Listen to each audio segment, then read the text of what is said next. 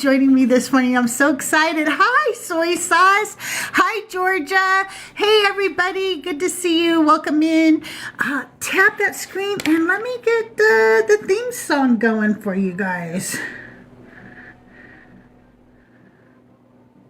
Let me get this turned up. Hey, Nancy. Oops. Hey, Cradle. Welcome in. It's a brand new day and she's back again. Get yourself a beverage, let's get settled in. It's Decon Q and A with CrystalJae. Hey, hey, hey, all our favorite heathens gathered in one place. All our questions answered, our favorite creators on display. It's Decon Q and A with CrystalJae. Hey, 5, 4, 3, 2, 1, get ready for the fun. Decon Q and A with CrystalJae. All right, we're just waiting for Ariel to get here. So yeah, keep tapping the screens. Let me see if I can make sure that she is invited. I want to make sure she is invited. Good morning, Hanji. And oh, good morning, YouTube. Good morning to, as Mezzo so lovingly refers, good morning to the tube steaks. How are you guys doing over there on the deconstruction? I left the frickin' sound on. Let's bring Duke all up for a minute while we wait for Ariel. Hi, my dear. How are you? Good. Crystal will be along shortly. She just left my panel not too long ago to get ready. Okay. So let you know she's coming. Okay, because I talked to her last night, so I figured she was. But, you know, I have been running late every day, so I don't blame people for running late right now. I've been late so much this week. It's been crazy. And I'm pretty punctual, you know, but this week has been, I don't know.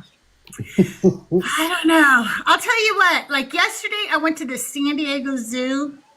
Oh, yeah? I saw the gorillas, and I took some pictures. I'm jealous. And I lived there shortly, and I never got to go. Well, I was looking at the gorillas, and I was feeling kind of sad, and I was realizing, like, we just lock them up and like stare at them and we give them no life, and we used to do this to humans because we're so fucking gross, and I don't think it's right anymore. And I was like, what if he's sad? What if he's mad? What if he hates this, you know? And then, like, it kind of made me cry. I'm a big baby. Anyway, and I realized I don't think I like zoos anymore. I don't know. I guess I'm not a zoo person anymore. But then I got home and I was on Reddit and one of those gorillas tried to break down the glass. Yeah. I was right. They are not happy. No, they're not. I don't. Here's the thing. I both love and I have a love-hate for zoos for that reason. I truly do. Because I understand that a lot of the animals that they take can't be in the wild. I get it. But I also understand that those animals want to be in the wild. So it's like, what the fuck do we do, you know? Yeah. I don't know. Well, I hate when we know that they have been bred in captivity, and that happens a lot too and stuff. So, good morning, silly goose. Thank you. Did you like this song? That is, I wrote the lyrics to my own theme song. Of course, I used AI for the music because I am not a musician. Okay, that I am not. So, but I do like my little theme song. Kind of gets me going before the show. Thank you, Cradle. Thank you so much. I appreciate it. I love that. I thought that was cute. I think your theme song's cute. I love it. Thank you. I am going to be making a few more for some of my other shows and a commercial for myself because, you know, I kind of get tired of saying, hey, you guys, can you do all these things? So I thought I'd make a little commercial for myself too. And our guest of honor has arrived. For some reason, I can't hit things correctly, though. Yay! Hi, Lilith. Hello. Good to see you, Ariel. How are you today? I'm good. Sorry, I literally looked at my phone and I was like, it's 101. What are you doing? That's okay. Don't worry about it. Dugald said, she is coming right over. Okay, I don't know if you've watched my show before or not, and it's okay if you haven't. I'm just going to tell you how it goes since it's the first time you've ever been on my show.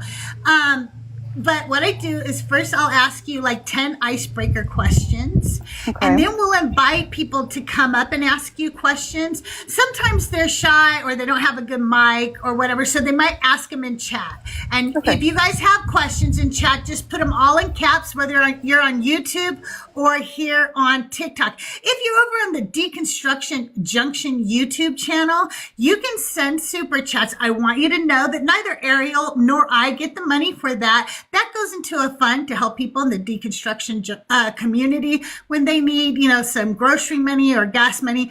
A lot of times they'll come to us, and if we have a little bit of money in there, we give it to them. That's what we do with that money. So you're welcome to send those super chats, but just I want you to know where the money goes for that. And I don't have super chats on my channel. So if you're watching on YouTube over on my channel, I am CrystalJae, Jae is my YouTube channel. Then you just put all caps and ask your question over there, and I'll read those out to Ariel. Okay? Does that sound good? Oh, and then the best part, at the end of the show, we get to play everybody's favorite game, Divine or Decline. Okay? Does that sound good? Love that. All right. I am missing all my homework here. Hang on 1 second. Okay, that. Hey, Cray. Thank you, guys. Oh, there we go. Okay, I'm sorry. I lost my place on my own iPad. It's okay. I mess up my notes sometimes, and I'm like, wait, what did I do with that one? Okay, all right. What is something you believed as a kid that you wish were still true? Let me think. I love the birds. Listen to the birds. I was gonna say if it gets a little loud, I'm sorry. I love it. Yeah, I love I'm doing my little neighborhood stroll since the weather is calming down. But does it have to be something like religious or just in general? No, anything at all. So I'm 100% gonna say Santa Claus. I was really into Santa. And I wish there was a jolly old man that was receiving my letters and put me on the nice list and throwing gifts down my chimney. Me too. I know this is going to sound so sad, but my mom and dad did Christmas. You know what I mean? Like, they did Christmas. Yeah. We didn't have a perfect relationship. It was a rocky relationship for many, many reasons. But Christmas was the time of year where they tried to, try to make it all. Yeah, let's get along. Let's all get along. Yeah, and they gave you damn good gifts. Like, they really did. They were really good gifts. I'm not gonna lie. Once they were both gone, I was sad. I felt like a little girl didn't get her Christmas anymore. Yes, like what is this? Right?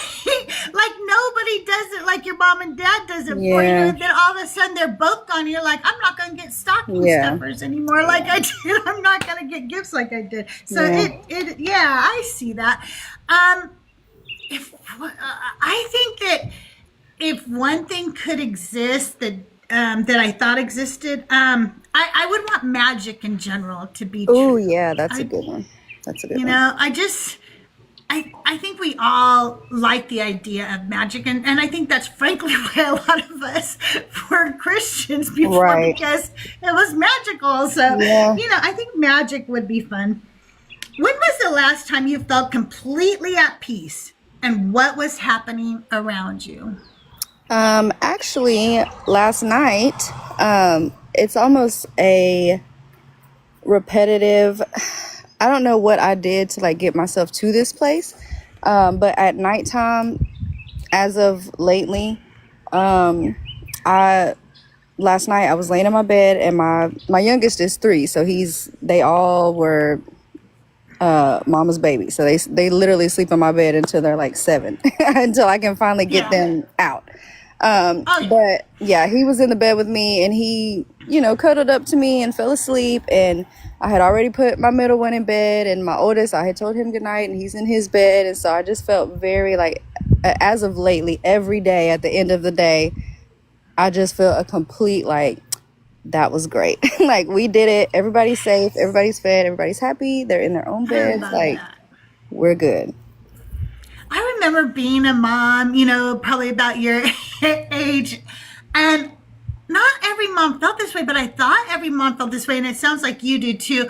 I just couldn't really go to bed until I knew everybody was safe and in Yeah, bed. for Like, I mean, sure. like, I might be in bed, but unless I know everybody, is Right. safe in bed, I'm not sleeping. That's not happening. So, and I knew other women who could go to bed and stuff. I just couldn't do it. I needed to Yeah, know I they were all can't tucked do in. it. Yeah. Like, if they're not home, and they don't really Yeah. go anywhere, like they go Right. my sister's house or my mom's house, that's it. But Yeah. if they're out and they go somewhere, with my sister wants to take or anything like that, and I know they're supposed to be coming back, I'm not going to sleep until they're at Same. home with me or they're at her house, like they're safe. Yep, exactly. That's the way I am. And like, but I'm still like, my kids are all grown now. They all have their lives. I have one adult child and their significant other that live with me. Oh, okay. But the other two are, married, live in other states, have their lives, right? Yeah. But you're going on a trip or something, you need to let me know Right. where you're going, that you arrive safely. And so we have this joke in our family. We said when we go on a trip, we send each other a picture of the safe in the hotel to let everybody know Oh, we're yeah. safe. That's cute. Look, you don't even have to So let me know because I was stalking you on the Life 360 app. I know everything that you did because I was watching everywhere there that you you went. go. There you go. So I'm still that way with them. They're gonna always be my babies. What can Yeah. I do? What's a memory that feels like it belongs to another lifetime, even though it's yours? Mm, I'll say Virginia, like Virginia Beach. We used to go there every summer. Long story short, I have a brother, but we don't share the same dad. And he lived in Virginia. So every summer, that was our summer vacation. We go down there and spend a couple weeks. But now, like, I haven't thought of it in so long until you just said that. Like, it doesn't even feel like that was my life. I don't know. Like, maybe I'm getting old. I don't know. But it just feels like so separated, like that was so long ago. But yeah, it was like a part of my life at one time, and it's not now. So I guess that's what makes it feel like, it was a different time. But Yeah. I think that the older you get, the more certain things like that. You are getting a little loud now. I'm going to mute you when I talk, okay? Thank you. I think that definitely as you get older, that happens more where you feel like something just is. And you know what? You know who brought it to my mind was actually my son said that cliche. Well, that was, a different lifetime or something like that. And I was like, well, he's not wrong. That feels like an entirely different life, like yeah. not this life at all. And so if I think of different things like when I used to play softball or something, that is just so not like me now. And so that Oh. just feels like a different And like lifetime. as you're saying things, I used to cheer. I used to be, but it doesn't feel like I ever did that. Like I would never be able Right, to do that now. And then right. this time of year also, because I'm a 90s baby. So Christmas, like that nostalgic, like it just feels like a different world that I'll never get to experience again. Yeah, exactly. Exactly. Okay, if your inner voice had a physical form, what would it look like? She's a baddie, okay? She's a baddie. But I did used to, funnily enough, I used to say that my inner voice was a man. Like he's like a drinking, smoking sailor, and he's just like cussing and throwing stuff and saying outrageous things. But now I've kind of come into my soft girl a little more. So I just think she's like she's like a rich auntie. That's what she looks like. Like the things that I hear in my head, Really? she's the rich fun aunt. I like that. Well, my inner voice is a hell of a lot younger than I am. She is so much younger. So first of all, she's probably just me, but me with the experience I have now and the wisdom I have now, but she's like, 25, 29 at the tops, okay? And yeah, she wants to go do things and explore and conquer. And here I'm sitting at almost 60. I'm thinking, bitch, why didn't you do Where that are when you I at? was 29? Where were you? When I had the energy for this, Right. Hi Annie, good to see you. Hey Petty, welcome in. There's so many good people. Hi Benny. I saw somebody else I want to say hi to. Pope, good to see you. Creation, good to see you. Okay. What's one thing you've unlearned to change the entire way you see the world? And this doesn't have to be about religion, but if that's what the one thing was, sure, share it, for sure. Yeah. Hi, AK. I mean, actually, it is because not to an extreme degree, but I held the same, gay marriage is wrong and like abortion and all that kind of, or AB, sorry, all that kind of stuff. So I feel like once I came out of that, it almost was like I didn't have to deconstruct it because that's not really how I feel. Like I don't really feel that way. And I never really thought about it. It kind of was like robot mode, like I never voted against it or, protest or anything like that. That's not naturally how I feel. So it didn't, once I let that go, I was like, well, that was dumb. Like why, why would I have an issue with any of that stuff? So, but that has totally changed now that I am older. It has changed everything about the way that I look at people and life and just fairness and human rights and everything. Like it changed my whole personality. Like it allowed me to feel how I really feel. Like I care about everybody. Yeah. So. Now that you say that, okay, so one thing, like I didn't believe already when I like met this community, right? But I hadn't been deconstructing. I say I deconstruct because I feel like I'm going to be doing this for a very long time, okay? Yeah. And I think how I see bigotry now is different because I thought I wasn't a bigot. I thought I don't hate people, right? But I say the F slur, right? Right? I don't hate people, but I say the R slur, yeah. Right? And I started to realize that bigotry is sneaky, right? And hatred is sneaky, and you have to look inside. Like when you're deconstructing, there's so much to deconstruct.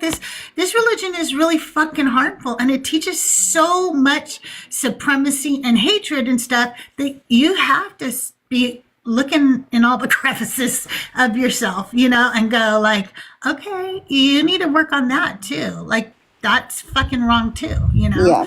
And so I think how I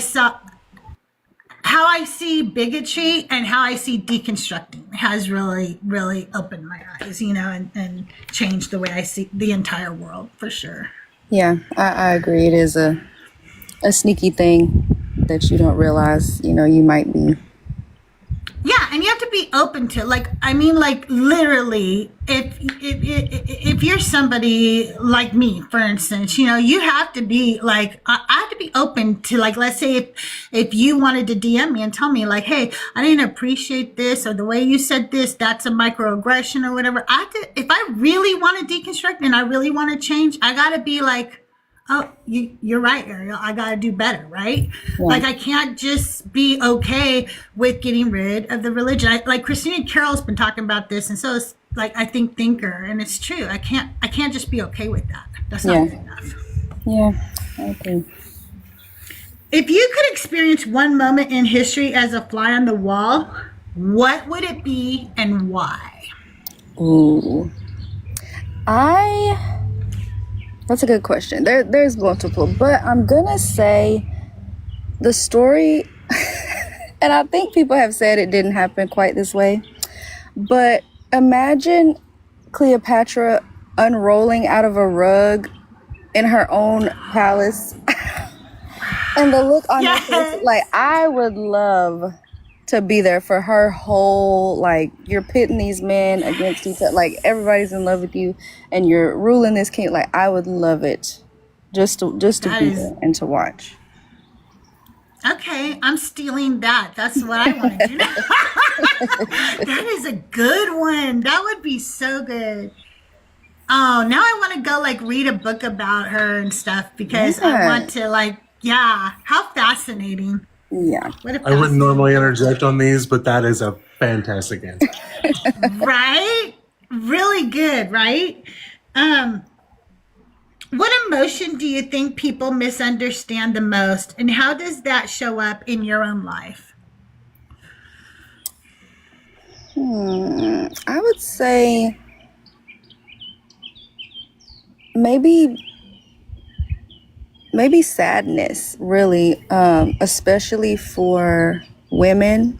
That's, you know, how it shows up in my life, because you can't be,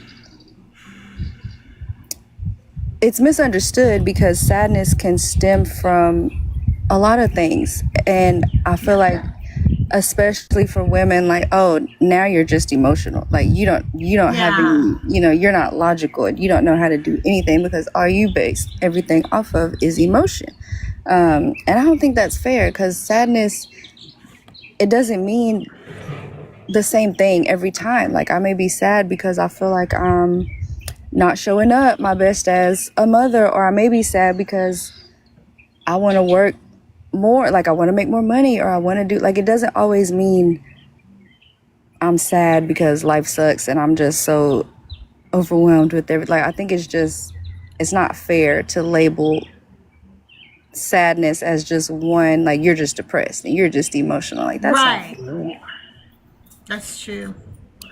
I think also it's anger. Like, passion gets confused with anger. Especially if a woman is showing passion, a lot of times misogynistic men confuse that with anger.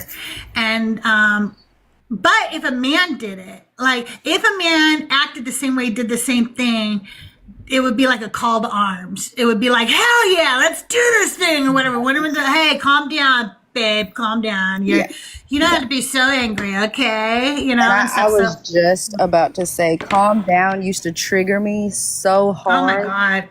Because it does trigger I'm calm. Like, I'm not angry. I'm just passionate about what I'm saying. What do you mean calm down? Like, the more you tell me to calm down, the angrier I'm getting. Like, why are you saying that? Oh my God. I remember when I was younger, people used to go, why are you mad? And I would be like, I'm not mad. And they would go, yeah, you are. Like, why are you mad? And I'm like, I'm not mad. And they would do it until I was mad. Yeah, like, now I'm mad. So pissed. Thanks like, a lot. Bitch, I'm not mad. But now I am. Okay. When you're struggling to find meaning or direction, what anchors you back to yourself?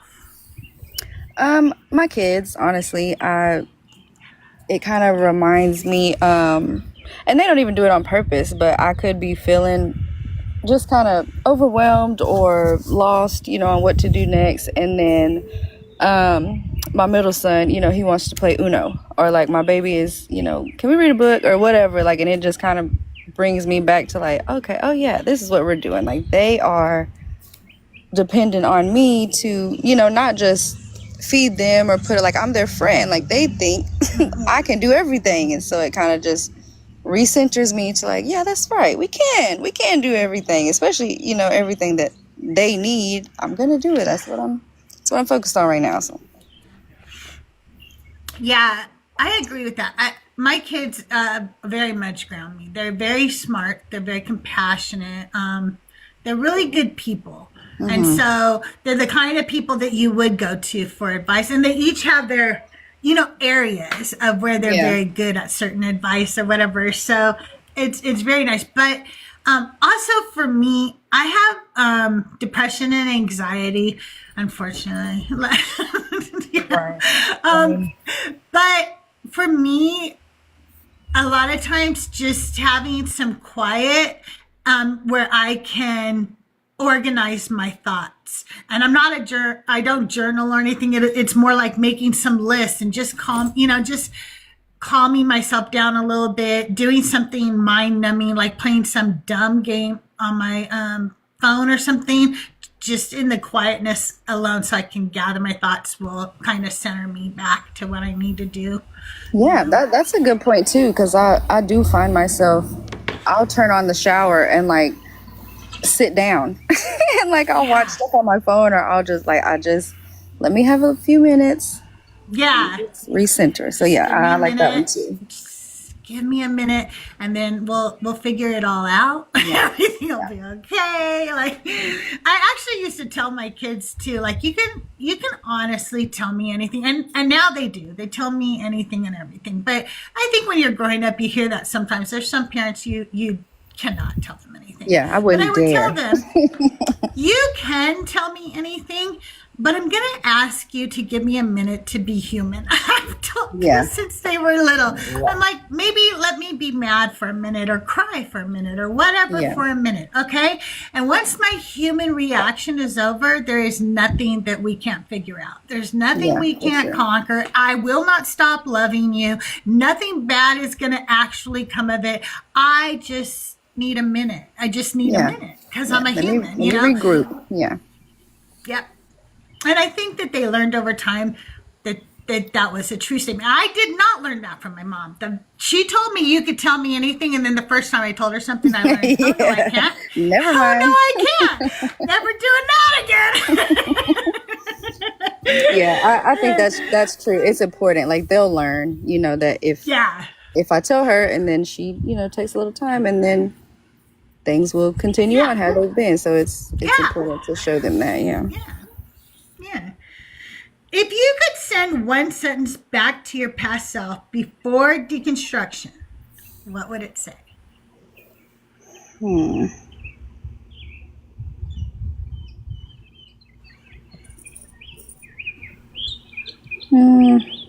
It's a good question, because for me, my past self is always little me. And so maybe just, I would just say, oh, that was funny. Dory just popped in my head. Like, just keep swimming. Like, Aww. like, I feel like I like that. Yeah, like, it's just keep going. Like, you're gonna get there. You're gonna come into your own opinions and thoughts, and you're gonna learn how to stand in them and not worry about how other people feel about it. Like, just keep going. I like that. I like that a lot. Wow. If I am talking to my deconstruction self, I think deconstruction self, I think I'm going to tell her to just say, keep questioning the religious patriarchy, because I think I questioned it a lot, but I just want to reassure myself before I deconstruct that I'm on the right path. Don't Yeah. stop. Like just keep going. You guys, I have one more question in the icebreaker category. If you guys have questions for Ariel, feel free to request up. The guest box is open. Or if you have a question and you don't want to come up, you can always just type it in all caps and I'll be happy to read it out to her. Same for everybody over on the YouTube channels. Just put your question in all caps for me. I appreciate it. What do you think your life is trying to teach you right now?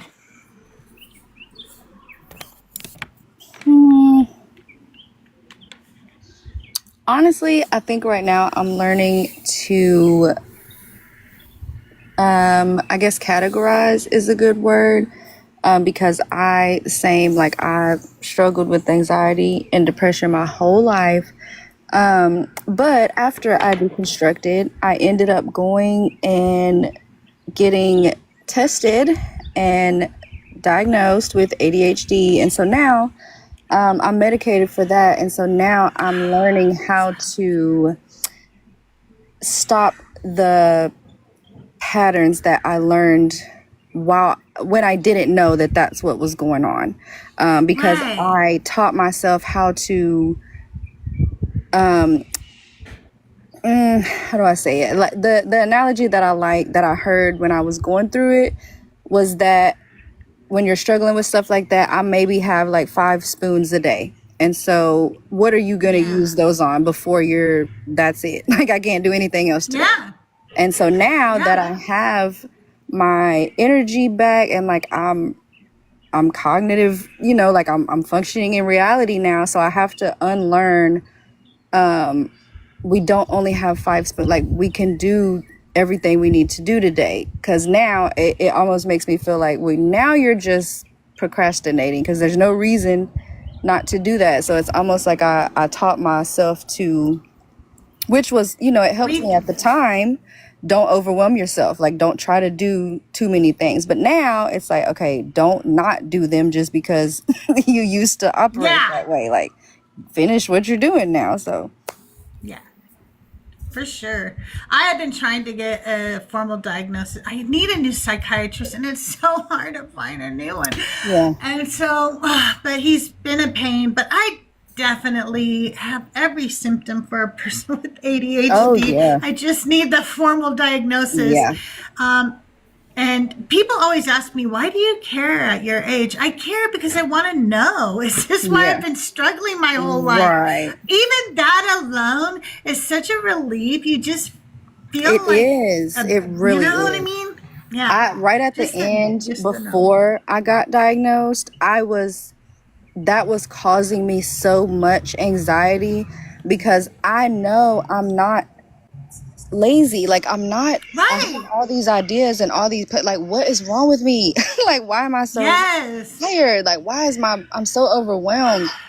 And so it really helped me to get the diagnosis and to understand, like, it's not you, like it is, but it's not your fault. Like there's an imbalance there. Like you need to fix that, and then you can operate in how you really feel every day, like in your brain instead of holding everything in.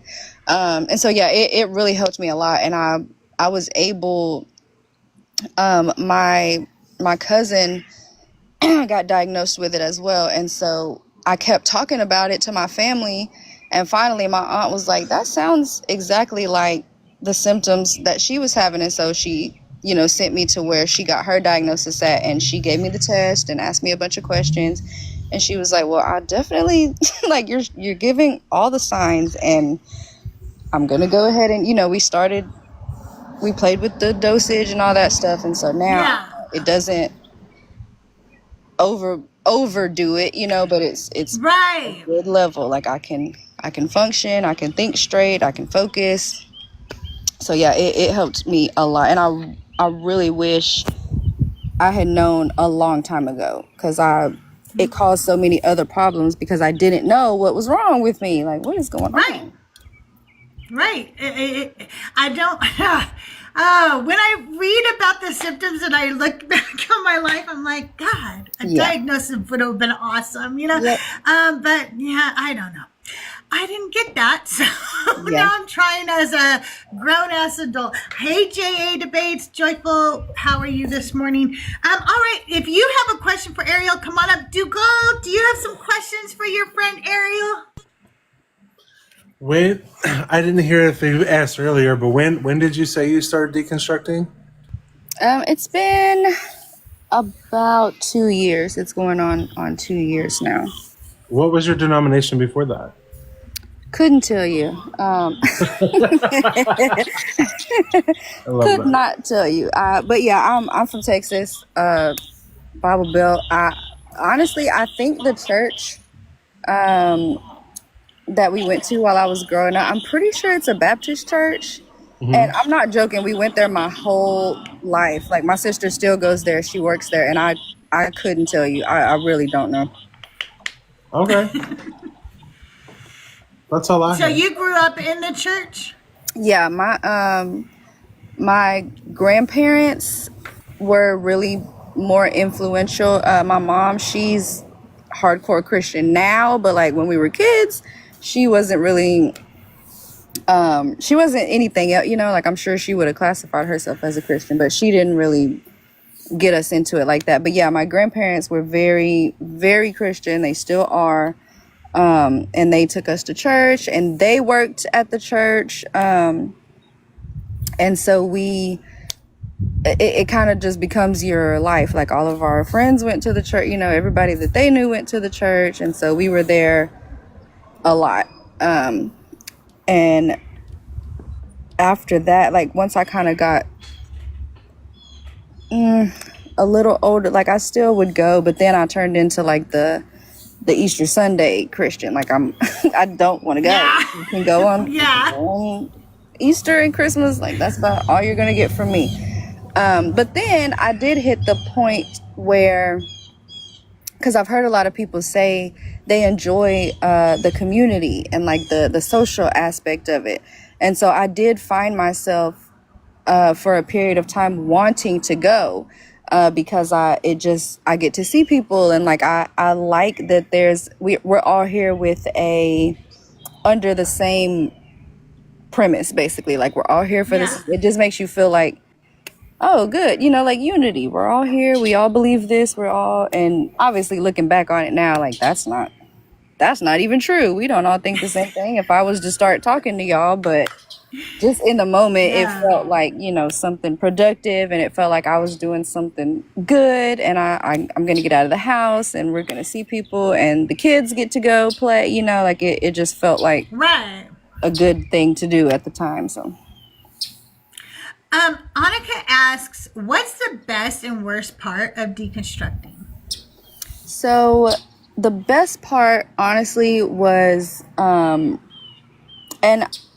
obviously me getting diagnosed with ADHD and stuff, it helped. But I feel like since I deconstructed it, I'm not anxious like I was. Like I'm not, because I noticed, especially right before I deconstructed, I was praying and waiting so hard for something. Like I'm talking about went full, like I'm fasting and praying. I was doing like the feast days, like I'm taking all the leaven out of my, like went full blown, like maybe I'm not doing it right. So like, let me try to really do this. And it wasn't even that I was asking for anything specific, but I'm asking you to like show up, like what, answer me, like say something, like give me a sign, Just like be present. Right, show me a fucking bumper sticker or anything, like do something. And nothing happened. But I realized that was giving me so much anxiety, because it was like, what am I doing wrong? And like, maybe I missed something. And like, maybe you did say something and I wasn't being still and quiet and listening. And maybe it was causing a lot of turmoil. And so anyways, the best thing about it for me is that, it kind of takes a pressure off of me. That's why I changed. I had Ariel Almighty a long time ago, but I just thought it sounded fun. But now I changed it back to that because I feel responsible for everything that goes on in my reality, and good and bad. So like if something bad is going on, like why am I in this situation? Like what am I doing that put me here? or the good stuff. Like, yeah, girl, we did that. Like, yes, we did that. Yeah, Done you that did part. that. Don't Yeah. give God the glory for Yeah. that shit. You worked hard. You Yep. deserve it.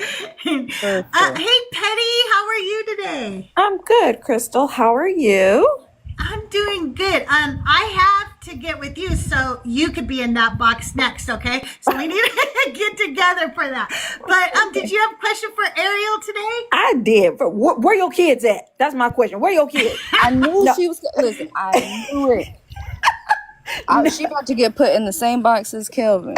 Don't worry about. Listen, you worried about the wrong thing. No, but my real question is, can you tell me the most interesting thing that you found, I guess either in the juxtaposition or the correlation of deconstructing from Christianity and then you delving into more African spirituality? That's my question, and I'll drop back to the comments.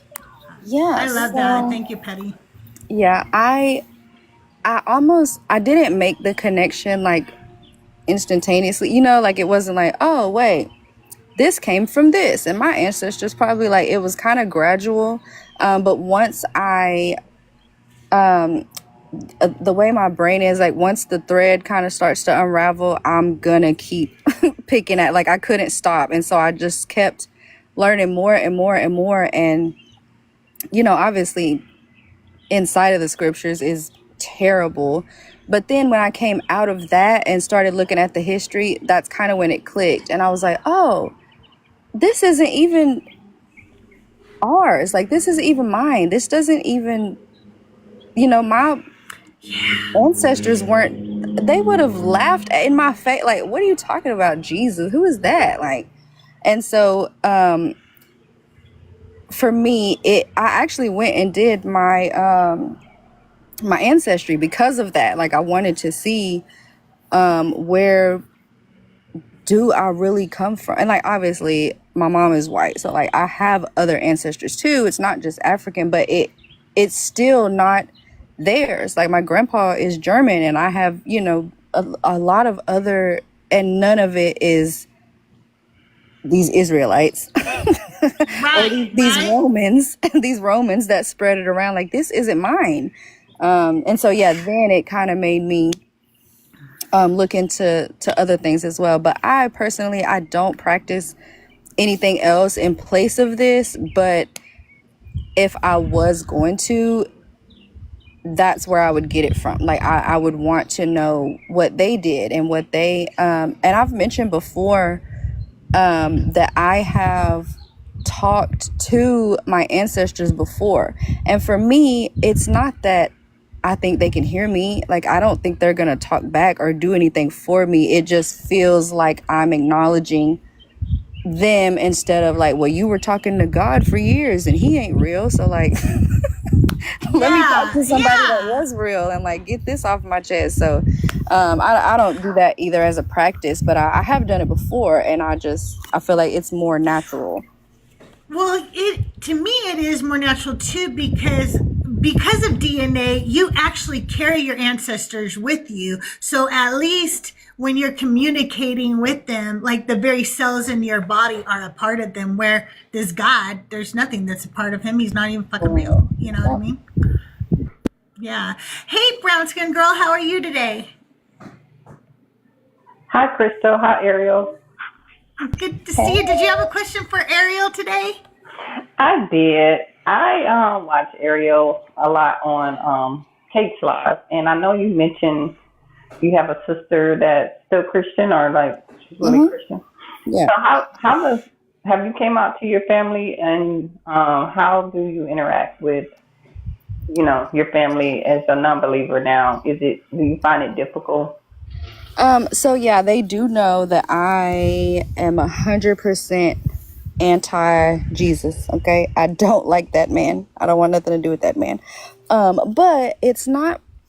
It's surprisingly not contentious, I guess is the right word. Like they don't really. They know that I don't believe it, and I try to be respectful. I voice my opinions. Like me and my mom, have had this was like 2 weeks ago, like we got into it, and it still was, like obviously I'm not gonna like cuss you out or nothing, but you're a bigot, like you are, and like I had to explain like that's not okay, like some of the things that you're saying, and I grew up with you, like I still see you all the, like I know you don't want to come off that way. Like if you could see yourself, or if you encountered somebody that was saying the things that you were saying, like I think it would be a wake-up call, like what are you saying right now? But besides that, like they don't force it on, like they don't try to, well, God loves you and Jesus loves you. Like my mom tried to slip it in a few times when I first made myself clear that I wasn't following that anymore, and she would try to, like, she would come get my kids, and when they were leaving or when she would bring them back, she'd be like, I plead the blood of Jesus. And like the first like 2 times, like I think you think that I'm joking, and then finally when I was like, I'm not joke, I don't like that. Like if you want to pray for them, do it over there and I'll never know, but like stop doing that when I said I don't like that, like I don't want that. Because if I tell you I'm gonna put you in a jar tonight and do some witchcraft, like you're not gonna like that. Like I don't want that. So please respect my boundaries. But for the most part, it's not really an overall issue. And my sister, I appreciate her even more. Like she is the best.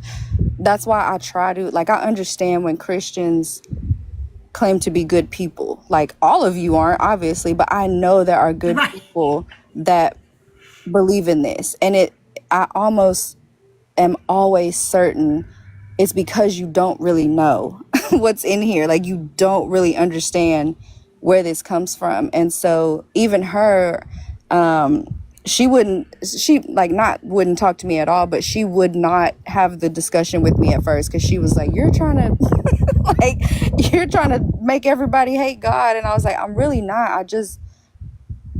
Same thing I said as my mom, like, you're my sister, like I know you, and I know you wouldn't agree with this if you would listen to the things I'm saying about it. And so recently she called me, her and her husband called me, and we had like a 3-hour conversation. They were asking me questions and I got to tell them all the things. And so like a week later, they called me again, and I was like, oh, okay, I got some more questions. Like, go ahead and ask me. And so during that conversation, she wrote down a couple questions and she took them to her pastor at the church. That I know him. We grew up there, and he's a Black pastor at that. And so she took her list of questions that we put together. And so I'm actually supposed to talk to her after this. She called me earlier, and I was like, girl, listen, I got a show to do. I feel like a celebrity. I got a show to do. I'll call you afterwards. But she's supposed to tell me, like what his answers were, and, ask whatever other questions she has. So yeah, to wrap it up, I don't mind a belief. That's really not my goal, but I want people to understand what's harmful about this one. Like, you can believe there's something out there, but this one is not, especially my family, like this is not. So I appreciate them letting me tell them why I don't choose this. I don't like this for me or my kids. And me and my sister are the only two, we're mixed. Like the rest of my family is white. Like besides my dad's side of the family, obviously, but we don't talk to them. I haven't seen them in years. And so everybody around us is white. And so it's important, more so for her than my mom. Like I want my mom to understand too, because I have Black sons now, but especially for my sister, because like, girl, I know you don't agree with some of the things that are in here, so I'm confused on why are you doing this? Right. Thank you for that answer. Yeah. Did you have anything else you want to ask? Brand skin girl. Not at the moment. I always, think about that dynamic. When you still have a ultra, if you have, Christian family and you're the non-believer, that's an interesting. It's really trying to navigate that dynamic because when you used to be a Christian, you used to be a part of their world, and all of a sudden, it's like no. So how do you navigate that in a healthy manner? Yeah, and it does present. I don't know. For me, I kind of look at it like minor problems because I've always been like that. Like before I deconstructed, like I don't really care. It's not that I don't care about their opinion, but I'm never gonna choose what you think over what I think. Like if I don't agree with your opinion and I feel strongly about it, I listen. You can give me advice all day long, but I'm not gonna choose you over me. I'm just not. I don't care who it is. I'm not doing that. And so for me, it was very easy to, I know you're going to disagree. Like, you're probably going to look at me like I'm crazy. And like, they make jokes about me now. Like, my sister will be like, that's because she's doing that witchcraft. But I know that it doesn't bother me. Like, I don't mind whatever you think. As long as you understand, I don't like this one and I'm not following this one. But I try to just look at them like, they're my family either way. Like you can believe whatever you want, even politics. Like I do not agree with most of the stuff y'all say, but we don't have to be contentious with each other, and like we don't have to. I don't want you trying to change my mind or my belief, so I'm not gonna do that to you. If you ask me, I'm gonna explain. Or if you are just straight up being homophobic or something, but they've never been like that, so it's not a big point of contention for me. Like I don't care if you don't agree with me, and obviously you don't care if I don't agree with you, so let's just go to the pumpkin patch like we had scheduled. Like I don't want to fight with you about Jesus Christ. I think that's great because I hear so many different family members that will like ostracize someone for leaving the faith, kind of shun. It's a lot of shunning within the faith as well. So I think that's great that your family is even on their to their credit able to push past that and say, hey, this is my sister. I love her regardless, and I still want to hang out with her. Yeah, I would encourage anybody, and I know everybody doesn't have the same personality as me, but it's almost like I don't give them a choice. Like this is what I'm doing, and if you want to be around me and the kids, like we're still the same way I'm looking at them. Like I'm still your sister, I'm still your cousin or your niece or whatever. Like I'm still me. I just don't believe that anymore. So I just feel like I don't really give them a choice, because if you don't want to be around me because of that, perfect. Like, and okay, still love you, but from over here, because I learned that as a child. I don't want to go on into that, but like I learned that as a child how to just turn the switch off. So like I still love you wherever, but like if we never speak again, I'm gonna, like, what am I gonna do? Life's gonna keep going. I have kids, I got things to do. Like I just feel like don't give them an option to treat you any other than how they always treated you. Like nothing changed because I don't believe in this anymore. So don't treat me weird, or act different. If you're still my family, you're still my family. I just don't give them a choice. Like, you want to hang out with me, you're going to be hanging out with an atheist, period. I don't know what to tell you. I like that. Anything else? That's all I have. Thanks for having me up, Crystal. Thanks for coming up. I appreciate it. Very nice having you up here today. Cradle asks, are you happier now that you have deconstructed? Yes, 100%. And I honestly don't think it had anything to do with the details of the religion. I just, like I said, it feels like a weight lifted off of me, because I'm not waiting for somebody to fix things for me, or I'm not waiting to hear from a God, like, well, I'm waiting on him to answer me. He'll tell me what to do. He'll tell me which way to go. Like it just, it's like a breath of fresh, like I trust myself. It makes you be aware of the decisions that you make. And so especially when things are going good, it just gives you like a confidence boost. Like, yep. I stayed on schedule. Yep. I did all Yeah. my hours. I got the house clean. Anything. Like, it just makes me feel good that I did it. I don't need to wait on that. I don't need to anything. Like, it's like I feel like a feather. Like, it's just like a weight is gone.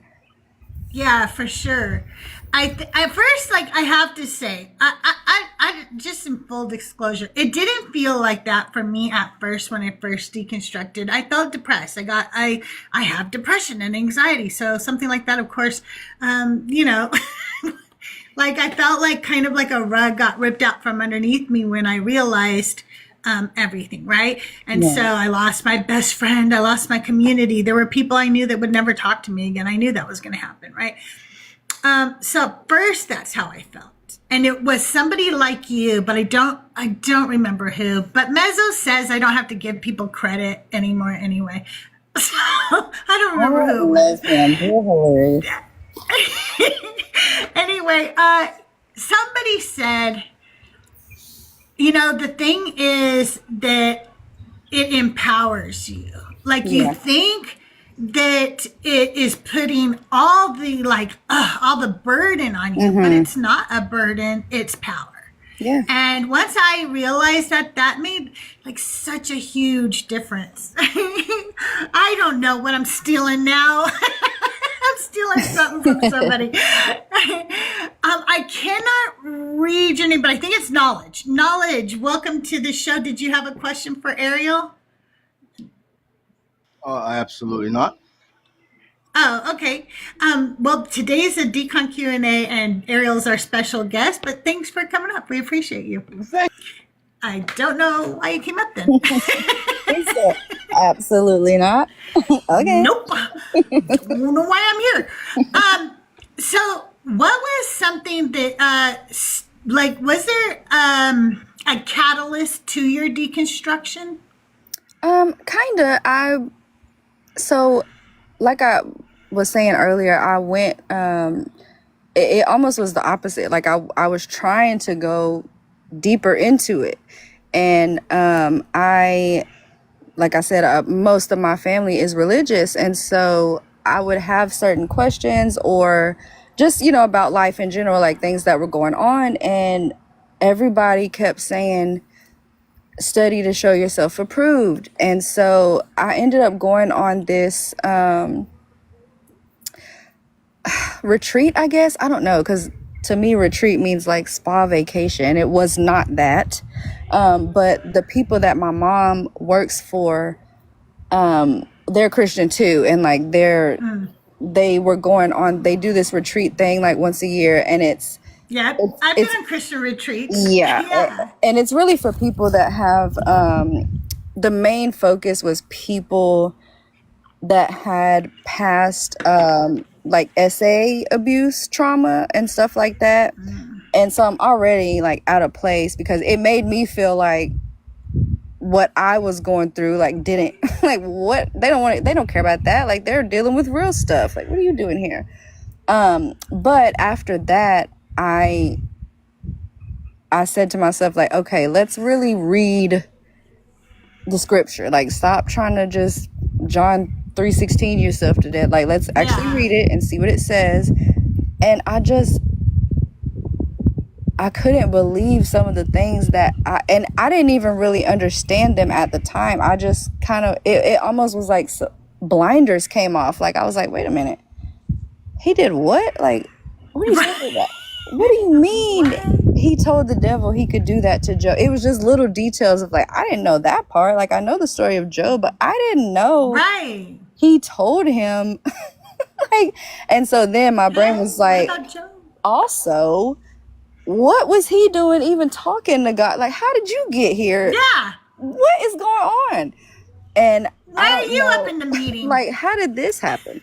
And so I ended up, it was very random because I wasn't deconstructing yet. And the very first person I ever saw was Fluff. And I don't know where she came from. Like, I don't know how she ended up on my FYP, but I listened that first day, and I work at home, so I listened like all day, and I was like, oh, that's a good point. And I started writing down like little things to look into, and I couldn't stop. I just kept watching and looking and watching and looking. And then I found Christina, and then I found Thinker, and then I found everybody else, and it kind of just unraveled. And like, because at that point, you know, I run into to Be Easy and Bar, and then it took me outside of the Bible. I had kind of already did that, but I didn't really go that deep into it, and so that just kind of sealed it into place. I was like, oh, see, I knew I wasn't tripping. Like, this isn't no, I don't like this. I don't like this at all. And so yeah, Christians, you know, they'll ask like, well, if God is real, or if he does, you know, show up and prove himself, like, okay, perfect, well then I wouldn't be able to be an atheist, but I'm still not gonna be like, I don't like this, I don't want to follow this. I don't want to be Me neither. Somebody asked me in the comments a few minutes ago, I don't know if you saw it, but he was like, is it worth going to hell? Yeah. Yeah, send me to hell. Yeah, but I'm not worried about that, because they don't even know the history of hell, and they throw it around with a threat. You know what I mean? Just so any Christians who are listening knows, you know, all the times where Jesus is telling you that the path is narrow, he's not talking to us. He's talking to you. He's saying, you think you're going to go to heaven? You're not even getting in. Okay. Yeah. It's not us that he's talking to. We already know. All right. Yeah. You need to be concerned because you're probably going it's you. Yeah. You're the one. But also, hell isn't even what you think it is. You guys haven't even read any history on hell, or where we get our modern day conception of it. I think that was another thing too that was such a huge relief as a person with anxiety and depression. One of the things that was a huge relief for me was when one day, you know, people talk about like, oh, now that you don't believe, like, so that's it. Nothing when you die, it's just nothing, you know? And you know, like, yeah, that kind of like sucked. Like, I remember kind of being like, that's really fucked up. That means there's like nothing when we die, and then I'm not going to see any of those people again and all this stuff. And then and that made me sad. I got depressed over that, right? And then one day a lady said, but you know what really freed me from that was the fact that I also now know that nobody I love is going to be tormented for an eternity just because they don't believe. Yeah. And I thought, oh my God, I would give up eternal life, the hope of eternal life, if I knew that nobody would ever suffer eternal torment. So that made it all better for me somehow. Like, it just made it, you know, like, it just put it in perspective, you know? So, so as you start to deconstruct, you're kind of deconstructing this with the people, you know, that you meet online and stuff. What makes you finally just say, okay, that's it. This is over. Like, I'm done. What was there like any one thing where you were like, God damn, that's the one. I can't do this anymore. Yeah, I mean, I don't even know if I can pinpoint it because it happened so fast. Like, that was my joke for a while. Was like, I deconstructed in like 30 seconds. Like, I was like, oh yeah, no, absolutely not. I don't like this.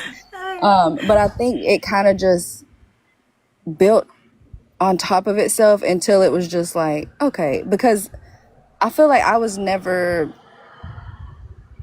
deep in it in the first place, so it like, it didn't feel that way for me. Like, it didn't feel like I was really losing something, or I don't have a big community around me as far as like friends and neighbors and all that. Like, I just don't. I'm very just me and my kids. Like, my mom and my sister literally complain about it. They're like, girl, if I didn't call you, I'd never talk to you again, because I have so much other things, you know, that I'm focused on. And so for me, it wasn't so hard to let it go. So like, the very first thing that I read, I was like, oh, I don't like that. And I don't think I consciously like let it go, but it just, like, after that, it was a wrap. Like, it was done before it started, because I was like, oh no, see, I don't like that. And this don't make sense either, because I'm very logical. I just am. I can't help it. Like I ask questions. I'm very look. I might be God because I can see the beginning to the end. Like I know how things are going to play out. I So might be I'm God. very I'm just saying.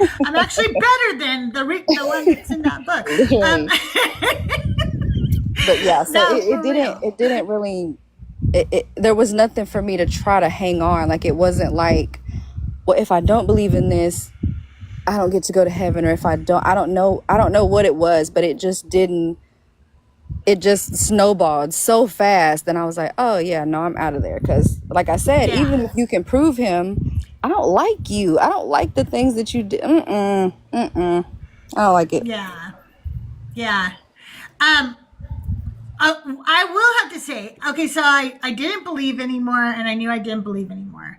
I don't like, I just kind of didn't believe in anything after that. But like I said, I didn't start deconstructing till I met the community because I didn't like, it wasn't because of a Bible verse that made me not believe. It was a many other things. I mean, there were Bible verses that I questioned that I was like, that doesn't seem right, but it was other things that led up to my deconstruction. So when I saw the community online, it was like Joyful, Skits and Bits, and Deconstruction Zone Justin were the first like 3 people, and they all knew each other. And so that's how I found out about the other one. Like one of them would talk about the other one or whatever. And yeah, even after I didn't believe anymore, I remember listening to Justin talk. And one time he was like, I mean, and Jesus didn't even fulfill not one messianic prophecy. And I was like, shut the fuck up. Okay, now this guy is a liar, Now you're going right? too far. You've gone too far now.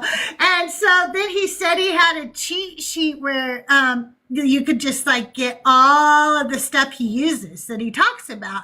So I got the cheat sheet and I sat down with the prophecies and I started going through them with his cheat sheet. Plus he goes through them on his life. Like I didn't go through every one of them. I'm not going to lie to you guys. I didn't go through every one of them. I have watched him go through every one of them though, live at least once. Okay.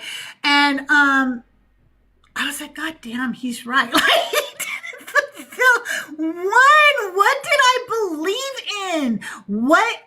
Did you guys ever watch the TikTok series, Who the Fuck Did I Marry? I Yes, felt that's like, exactly who what it the feels like. fuck did I Who the hell worship? is this guy? Like, What? This is yeah. not the thing I was sold, right? Yep.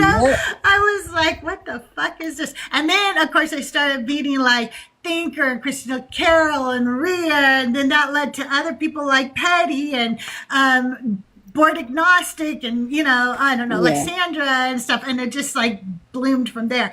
Yeah. Bar, Volsi, everybody. There's just so many. And then I decided I want to do a show so I could talk to all you guys because I love what you guys do. And I think your work is important.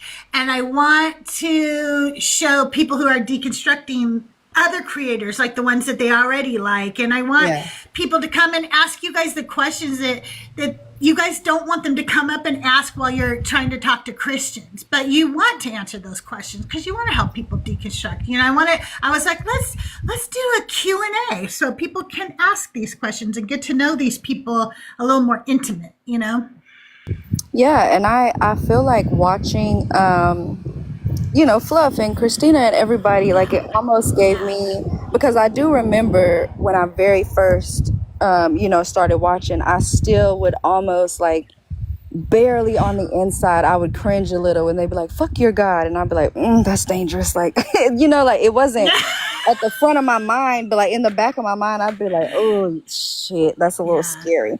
But it kind of just over time, slowly but surely, it was like, no, actually, you're right. Like, fuck you. Because looking at the state of the world, and everything that's going on and all the things, once you break it down, like the omnis and you're all loving and you're all knowing and you're all like, oh, you suck. Like, if that's true, fuck you. Like, send me to hell. I don't care. Nope. Yeah, for sure. But then also when you realize people are so scared to say fuck you, God, because they think like he could do something to him or whatever. But once you realize that God is no different than Santa or the Easter Bunny. It's not scary to say "fuck you, God," because you're like, I'm not scared to say "fuck you, Easter Bunny." Why would I be scared to say Right. "fuck you, God"? And that's why I think Actually, the history of it is so important, because yeah, it makes you, it takes you all the way back, and you, if you're honest with yourself, you realize that, like, oh, we make these beings up. Like, this is not, we're not created in their image. Like, they're created in ours. Like, we made them right, up. They're not real. Like, it's not a real thing. So it's not so scary. That's why I joke about hell all the time, because, like, that's not real. Like, yeah, you're not gonna send me to a lake of fire. Like, that's not a thing. So I don't know. right. Sometimes it all becomes very surreal to me. Like what every once in a while, like I'll be just driving down the street and I'll see the churches and I'll think it's just so fucking surreal that we had built buildings and statues and that I'm the one in society that people find odd, not the people who are literally building monuments to something that's not real. Could you imagine if tomorrow morning a bunch of people started worshiping Pokemon for real? Okay, for real, they started worshiping Pokemon, Why and is they he said, everywhere? right, we found these ancient texts and we believe it's actually a prophecy about Pokemon and that they really existed and pocket monsters are real, and then they started building like shrines to Pokemon and shit. People would be like, y'all are not okay, right? But we're supposed to walk around all the time and see all of this. Like, even like I said, I was at the zoo yesterday. There's literally like a statue in the fucking zoo that I know is religious, and I'm like, Wow. why? Wow. These animals don't give a fuck about our religion? What the fuck? Yeah. I don't know. It's just Especially and we're the weird ones. yeah, right. But especially the churches with, like, you've got a fully sculpted, like, this man has a six-pack, okay, hanging on Yeah. this cross, and you've got, like, blood dripping out here. Like, what the hell is going on right now? Like, I'm scared, because why are we doing this? This is a little wild, guys. Like, we gotta bring it in. We gotta reel it in. Y'all are getting a little For scary. sure. Hold on. But you For made me think of sure. something a second ago. When I was deconstructing, I almost feel like you just said something that kind of made me pinpoint what it was that initially made me be like, yeah, fuck this dude. Because I had gone through something, and like I said, it wasn't, I almost felt like a crybaby, you know what I mean, for being sad about it in comparison to the women that I was around, the things that they were saying at the retreat. I was like, well, you're crying over, like, girl, please. But for me, it was a big deal. And it really did, like, it changed my whole life to this day.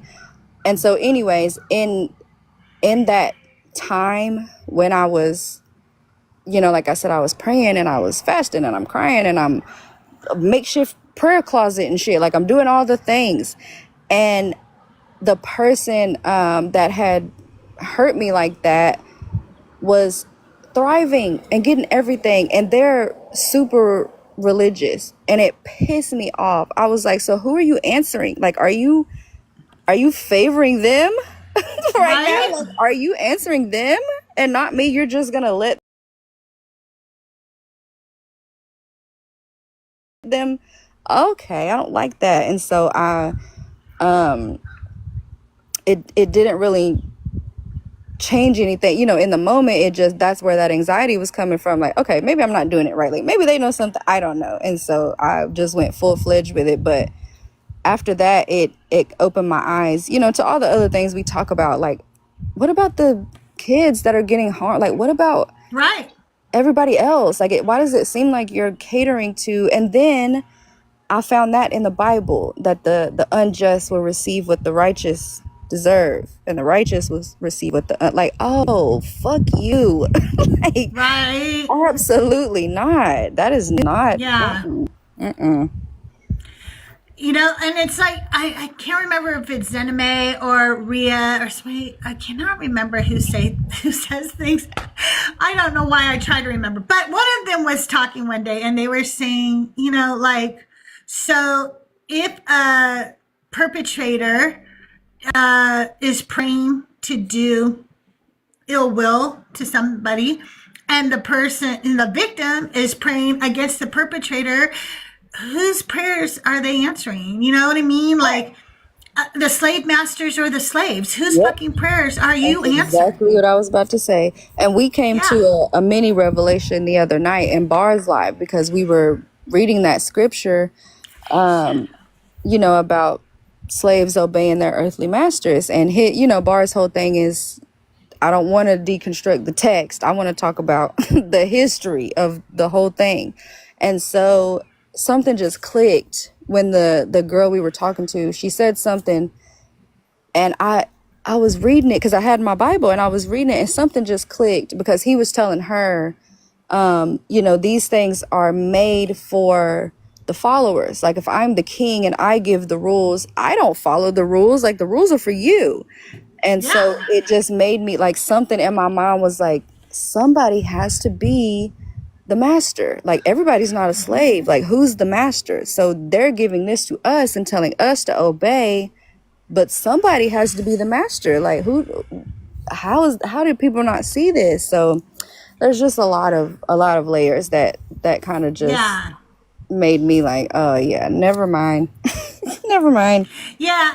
And, you know, and I always ask when people come up, was there one thing? But in reality, I know it's not one thing because I went through the deconstruction process. I think that there are layers, and I think that it's kind of like you chip off paint or something, you know what I mean? Or you're picking out a scab almost or Yeah. whatever until Yeah. you get down to the wound, you know? But I know that, but the reason I ask it is for people to hear it again. It is not one fucking thing.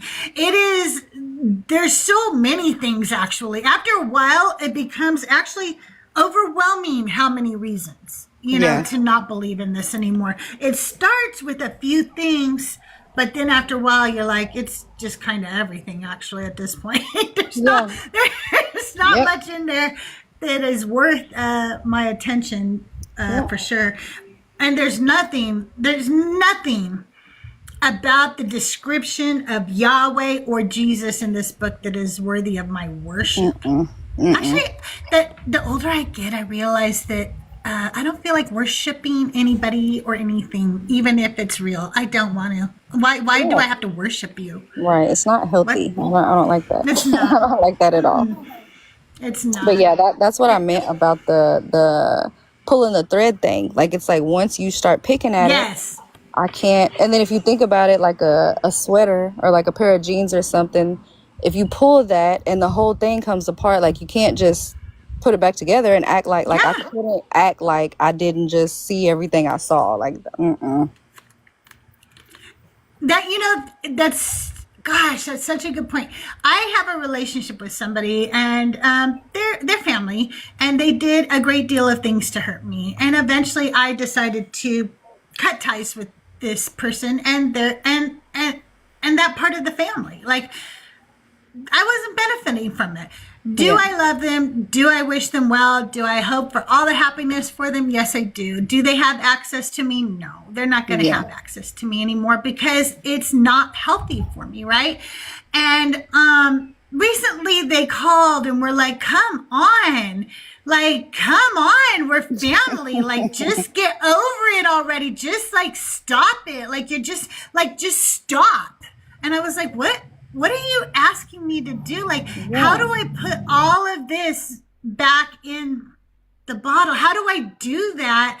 And all of a sudden it's okay. You think we're just going to go have dinner and I'm going to forget all the things that led up to this moment? they don't realize what they're asking you to do is like, just stop having boundaries. Like, come on. Yes. We're family. Like, Let's go back to to the way it was when I used to fuck you over and you Yeah. accepted it. Why don't you be my doormat anymore? Come on. And Yeah. I'm like, nah, not doing it. You know? No, thank you. That maybe it was fun for you. I didn't enjoy that time period. Like, no, thank you.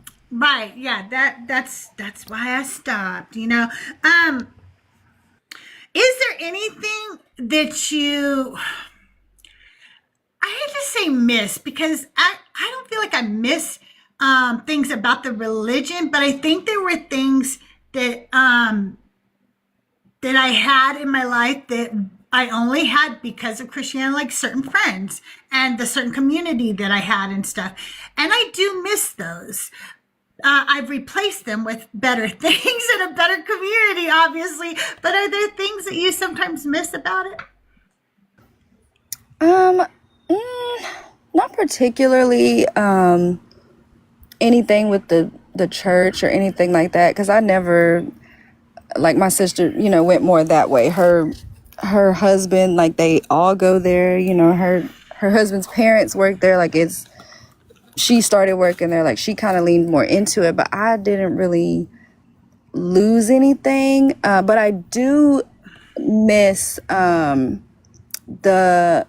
the music, and not just from the church. Like I just feel like I miss that feeling of like, and once you really, it kind of sucks, but like kind of what we were talking about earlier, like it sucks, but it's also powerful to realize that like the things you thought you were feeling in those moments when you think you're like singing to this whatever, it really is just you regulating your nervous system and like putting like, grounding yourself. It doesn't have anything to do with that. But I recently, I don't do it a lot because most of the music is just like, I'm a dirty sinner. Like, I'm a filthy rag. I'm nothing without you. Like, I don't enjoy that. I'm worthless. Yeah. But there are certain songs that I'm able to, because there's songs that I really enjoy and I'm able to listen to it. And as I sing along, like certain words, I'll just change it to where it's about myself. Like I just sing it to myself. And so I do really enjoy that. And I also really enjoy the fact that humans are able to do that, if that makes sense. Like the beautiful things that y'all write about this deity that you think is out there. Like if we would treat each other like that, because y'all are showing the capability, like y'all, some of the songs are so like emotional and just deep, and like these people really believe this, and it just makes a good song, like, but I feel like it's the same thing with love song, like it's just human emotions and human intelligence, like, but I feel like if we would focus it in other places instead of waiting on this deity, maybe we could get somewhere. Yeah, for sure. If we could just focus all that on each other, and the people who like need help, and actually help them. That was another thing. I used to sometimes feel helpless when people were hurt or needed something because I felt like all I could do was pray, right? And so I would do the thoughts and prayers or whatever, I would. And now, without a God, it's when somebody says something that they are hurt or in need, it makes me say, what can you do, Crystal, to fucking help that person? Is there anything, even if you don't have the money, can you turn them to somebody? Even if you don't have the fucking time, is there something that you could do in the future? Whatever the fuck it is, what is it, Crystal? What can you fucking do? Yeah. And I think that it makes you a better member of society when you think like that, It really does. It's just not healthy. It's just not. Before I got my ADHD diagnosis, I remember being told like, oh no, you don't have that, I rebuke that, and like, thanks, but like that didn't change anything. Like it's so harmful to just think you can throw everything on this like this God, like God'll do it, God'll fix it, God'll help you. Like no, he's not helping, and I'm struggling. So I just, same concept, like I don't see somebody hurting or needing something and being, well, I'll pray for you. Like, thanks. Okay, I guess. Yeah. And on top of it, by doing that, they actually kind of demonize very normal things and stuff. I'll rebuke you, your ADHD. ADHD isn't something to rebuke. There's nothing wrong with having ADHD. It's just I'm not fucking like you, okay? And I need some other things to help me. But I believe that neurodivergent people are the ones who solve more fucking problems because they think outside the box. They're not looking at the shit the same way you are, So I don't know. I don't like it that, like, as a Christian, we did things like that. Like, we would rebuke autism or rebuke ADHD like it was bad. It's not. Yeah. And that's part of the deconstruction thing. Because I 100% at one point in my life would have been like, autism's not, like, that's not real. Like, that's not, you're just depressed or that's a demon. Like, you just need to. Yeah. Oh, that is so, what are you talking about? Like, and I think it took me experiencing it to be like, oh, that's not okay. Let's not do that anymore. No. Yeah. Yeah. Okay, so when you're doing your lives and stuff, or when you're out there in the world and stuff, how do you handle all the Christianese?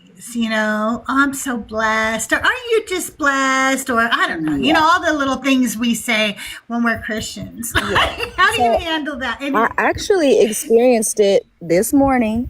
There's a store, right outside of my neighborhood, and I go there all the time because it's right there. And there's one particular girl, and every time she says, "Have a blessed day," and it bothers me more and more every time. Like, I don't want to seem like rude, but every time it takes everything in me not to ask her, like, by who? Blessed by who? Like, who are you referring to? And, or, just saying something like, I'm an atheist. Maybe don't do that to everybody. Like, maybe don't push that on because I know she doesn't think she's saying anything bad, or doing anything bad. And so I don't want to seem like aggressive, but every time I know she's going to say it. And so, like, I'm just sitting there, like, waiting, and she'll hand me my bag and my receipt. Have a blessed day. And I'm like, thank you. Like, because I don't know what to say. Yeah. I don't, like, it doesn't bother me. Like, it's not going to change anything, but it just makes you think about, like, how programmed, how automatic it is. Like, it doesn't even cross your mind that anybody might not be Christian. You don't even think about it. Actually, they don't care. They know that there's people who aren't Christian, but they think that little blessing might somehow cause a magical spell over you, the atheist, and you will somehow accept Jesus Christ as your Lord and Savior on that very day that they blessed you. I'm just planting seeds. Yeah, I'm just planting seeds. Yeah. Okay. But that's the same thing. I kind of go through something similar. At my local Winco, there's a cashier who I know more about than I ever needed to know. She had tumors in her head. She had 3 of them. They were removed. God saved her life. God can save your life too. God. Every freaking time I go in her line, and my daughter goes, like, she'll, like, grab hold of me, like, Mom, don't say anything. She's so great. I'm going to start debating her right there. Oh, really? Well, what about Leviticus, Karen? Yeah, what about Romans 25? Slavery, right? What about that? Okay? No, and so she gets, like, a little nervous that I'm going to do that. And, I'm not, okay? I'm not going to do that. But, she knows that I have, like, a different day, there was a cashier who started going, well, you could just thank Newsom and Newsom this and Newsom that. And I was like, yeah, or we could blame the president since he's in charge, or whatever. My daughter's like, Mom, shut up, shut up. Please don't. Don't do this. And I'm like, okay, I won't. But it does irritate me. And there are times where I feel like I don't want to be a bitch, but sometimes I think Maybe I should just email Wincom, be like, could you Right. ask her to stop preaching to me every Yeah. fucking time I go through the line? I should not know that my cashier had brain cancer. Right. And I know I too much thought about about her. that. I just Yeah. check me out. Just do your job, Yeah. you know? And she's young, like she doesn't, she doesn't preach or anything like that, but I had that thought too. I was like, I don't know if it would be like appropriate for me to just maybe be like, hey, just by the way, you know what I mean? Like everybody doesn't like, maybe if you just say, have a great day or something like that, because everybody doesn't believe that. And obviously, like, I don't want to get you in trouble or go to your higher Yeah. ups. And it's not like you're harming me. It's just Right. something that I think you're doing without acknowledging everybody. Like if I was you and I was checking you out and you're leaving and I'm like, hell Satan, or like haven't Right. even, like, why would you, you're just assuming that everybody wants that and everybody doesn't. So I don't know. It's just you're doing it without my consent, and it's Yeah. not cool. It's not as good. You can bless me in your heart because God knows your intentions. You don't have to say it with your mouth to Yeah. me. And on top of it, like, I've noticed that when I try to like point out things like what if I did something with Satan or whatever, it never gets through to Christians. But lately, when I'm on lives and I talk to them about consent with prayer and consent with blessing me and stuff, I've told them about how Mormons will go after your loved ones have passed away, and they will pay money at the temple to have your unalived family members turned into Mormons without their consent or your Oh, consent. wow. How does that feel? And they're like, what? No, I don't like that. Okay, exactly. You don't like that. And that's exactly what you blessing me or praying for me is. You're doing something religiously that I'm against on me without my consent. But you wouldn't like it if Mormons did that to you. Yeah. And they're like, oh no, I wouldn't like that. Okay, well then don't do it to me. That's all I'm saying. Soy sauce. I see your question. What perfume and body wash is good? You're new to feminine products. I understand that. I'm going to answer, and I'll let Ariel answer too. I don't wear perfume because I love it. Okay, but it offends a lot of people, gives them migraines and stuff, and I don't want to do that. So I like to kind of like layer like a nice body wash. I like coconut and vanilla smells myself, or lavender sometimes, and then like a good body lotion that has a nice scent in it, and that's what I do. How about you, Ariel? What do you do? Yeah, so I listen, that's actually a great point because I will spray myself from head to toe, like overly spray. But I didn't really think I about like it. other people. Other people might not like that. Like I go to town, but I feel like kind of the same. I think I do that because I used to have eczema really bad, and so I stopped using scented lotion and like scented body wash. My body wash now is like oat and vanilla or something like that. Yeah. But it's not overly, like I can't do the like pink chiffon. Like why is this purple and it smelled like what all is in here?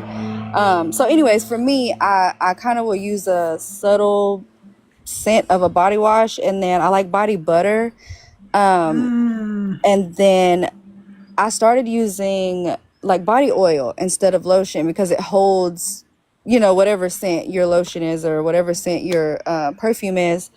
So yeah, for me, I like Trader Joe's. They have really good like washes and body butters and stuff like that. So I mean, it really just depends on your like what you like. Like don't do it for other people. Like spray the scent that you like. The brands, Billionaire. Wait 1 Go ahead. second. Billionaires can't dodge says, "Oh, lady stuff. My bad. No, hygiene is not just lady Right. stuff. Okay, have- so nope, not No, just lady yeah. stuff. But go ahead and tell us your favorite brands. What are Yeah. your favorite brands? That's gonna be, look, I have 3 sons, okay? And let me tell you, they need to be hygienic as well because they are funky, All right, they Yes. like it might be more important for you guys than for us. I need y'all to keep up with that. Yes. Like Yes. you guys are Yes. funky. But yeah, brands. I like like I said, Trader Joe's has a really good selection. I'll have to. I believe it's Trader Joe's. It's their brand. I don't think it's like just something they sell. But then the body wash that I have is shoot, what y'all will recognize it if I show it to you. I can't remember what it is, but it's I also like Native. The one I'm talking about isn't Native, but Native is a really good one. And then perfumes, I like Guess a lot. I have two different ones from them that I really like. And I don't know, like you kind of just have to find what you like as far as Yeah. scents and stuff, like it's not going to be the same for everybody, but brand wise, I would look for ingredients more than the names, of the brand, because it depends on your skin type and all that kind of stuff. So just do some research. That's what I suggest. Yeah. Since you have to have some fun with, and I always think it's fun, like if you do have a perfume or a cologne, I like to have a signature scent. You know what I mean? Like I don't want to wear something everybody's wearing. I want people to be like, oh, what does Crystal wear? And then like, that's my scent. My mother had her, like she wore Narelle, and my sister wore White Shoulders. And I like to also keep little perfume and cologne bottles of people I love who are no longer with me, so I can smell it and I can smell them again. Yeah, that's sweet. Yeah. That's sweet. But I do have one that it's almost the opposite. Like I said, I was gonna use it as my signature scent, but I can't find it anywhere. I found it like on accident at a Marshall's one time, and I can't find it anywhere. And so I only spray it for like special occasions. So it almost, it's special in that way, but I just, Yeah. I'm very protective with it. Like, don't touch that. That one is for special occasions because I might never get it again. I like some old, strong scents from the 80s, okay? And nobody likes them anymore. I know this, okay? Like Shalimar and Opium and Drakkar Noir. Opium is good, yeah. Yeah, and so I will have bottles of those. And again, like I don't even wear these, but I will spray them sometimes just so I can smell them. Love them. Hey, Shadow, how are you? Hey, I had an idea Okay. about the store. Like, it might be silly though. Like, grab the biggest. I would grab the biggest box of like Magnum size, like protection, and when they're like, "Have a blessed day," I'm like, "Girl, I plan on it." You know what I'm saying? Yes. Things Yes. in the store, like, oh, thank you. Yeah. Right. Have a good time. And then maybe they'll think twice about saying "Have a blessed day." Yeah, that's actually funny. And I do wonder, now that I'm thinking about it, if I was to go in there with like fully just gothed out and like a pentagram painted on my hand, like I wonder if she still would be like, "Have a blessed day," like, ma'am, Right? please. Oh my God, I have to Yeah, go to and then Winco today, Ariel. Maybe I should do I'm seriously considering, especially since Halloween is coming up, like I might just go Yeah. full Satanist and walk in there and see if she still does it. Yes. Yes. I don't know if yeah, my daughter will let like me snap though. back. Yeah, be like when she's like, "Oh, have a blessed day," and be like, "Yes, the Dark Lord is with me. Thank you." Yeah. Praise be Yes. to Satan. I agree. Absolutely. Okay, so when did you start? What made you like decide to start going live and to do, do your own shows? Yeah, so I think for me, I listened a lot. Like I said, I work at home, so I literally am just sitting at my desk, just taking in all of this stuff. And so after a month or two, and I had started doing my own research and looking into things, and I would listen in, and I would have my own questions, or like I would have a response, you know, to what somebody was saying, and you know, typing in the comments only does so much, and I would get so frustrated, like, no, answer this one, like you're pivoting. Like, answer the question. And so then I started going, you know, just kind of up on panels. I did that for a while, and same thing, like it's like I have to respect the person whose panel this is, so I can, you know, to a certain degree ask the things I want and say the things I want. But if they decide, you know, to change the topic, or if they, you know, squirrel and they get sidetracked, I can't do anything about it. Like I kind of am just going along with them. So one day I was just like, I'm just gonna let me do my own, so that I can kind of control the pace and the flow of the conversation. Yeah. Like really ask the questions that I want answered, or you know, give my 2 cents about certain scriptures or whatever. So now I have a new topic. Like I'm kind of not moving away from the internal critiques, but I do want to focus on the bigger problem. Like I want to know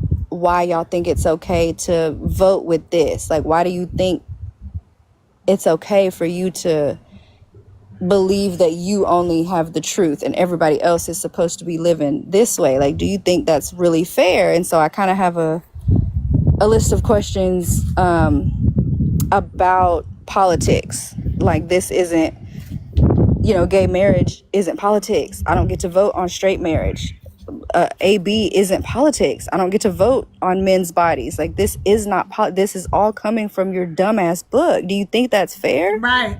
So yeah, I'm kind of moving into that now. So, but that's why I just wanted to be able to ask the questions that I wanted, and talk about the things that I was interested in. So I was like, fuck it. I'm just gonna do my own. Let's try it. I love that. I like your new topic. I really do, because I try to tell people, like, I try to tell people when Trump ran the first time. I try to tell people when Trump ran the second time. And at the second time, I basically said, if you fucking stand for Trump, I don't want fucking anything to do with you. I don't want nothing to do with you. I can't. Okay. Like that. I can't. Okay. It goes against everything I believe in. They would tell me, how can you let politics come between you and somebody? This isn't politics. Right. These are human rights. My rights to fucking exist, or your rights to fucking exist, is not political. Whether I put 3 lanes in on Highway 91 is politics. Exactly. And whether everybody should fucking get to eat is not political. Right. And I think I mentioned this to Do God, if I'm not mistaken, but I was telling them, like, I guarantee you, if I ask most of the people that vote for this kind of stuff, if I ask you about actual politics, like, you couldn't tell me shit about taxes. Right. You couldn't tell me shit about anything that's actually political. You just are being hateful. You just want to control how other people can live. And but I do think some people, I'm still struggling to find, I guess I'll just say uninformed, because I was trying not to be offensive and I kept saying low tier, and that's not what I mean. But I feel like there's different levels of supporters. Like some people, I feel exactly how I feel about the Christians, because they just don't know, like they don't really understand what he's doing and what he stands for and what you voted for. Like, do you realize, you know, like, I think they kind of just don't know. They just think like, oh, well, he's gonna lower the gas price, you know, like just dumb surface level stuff, but you don't really see what's waiting really on that happening. Right. But then there's other people that do know, and they voted him in for that reason, because they know, you know, what the Make America Great Again really means. Like, they know exactly what they're doing.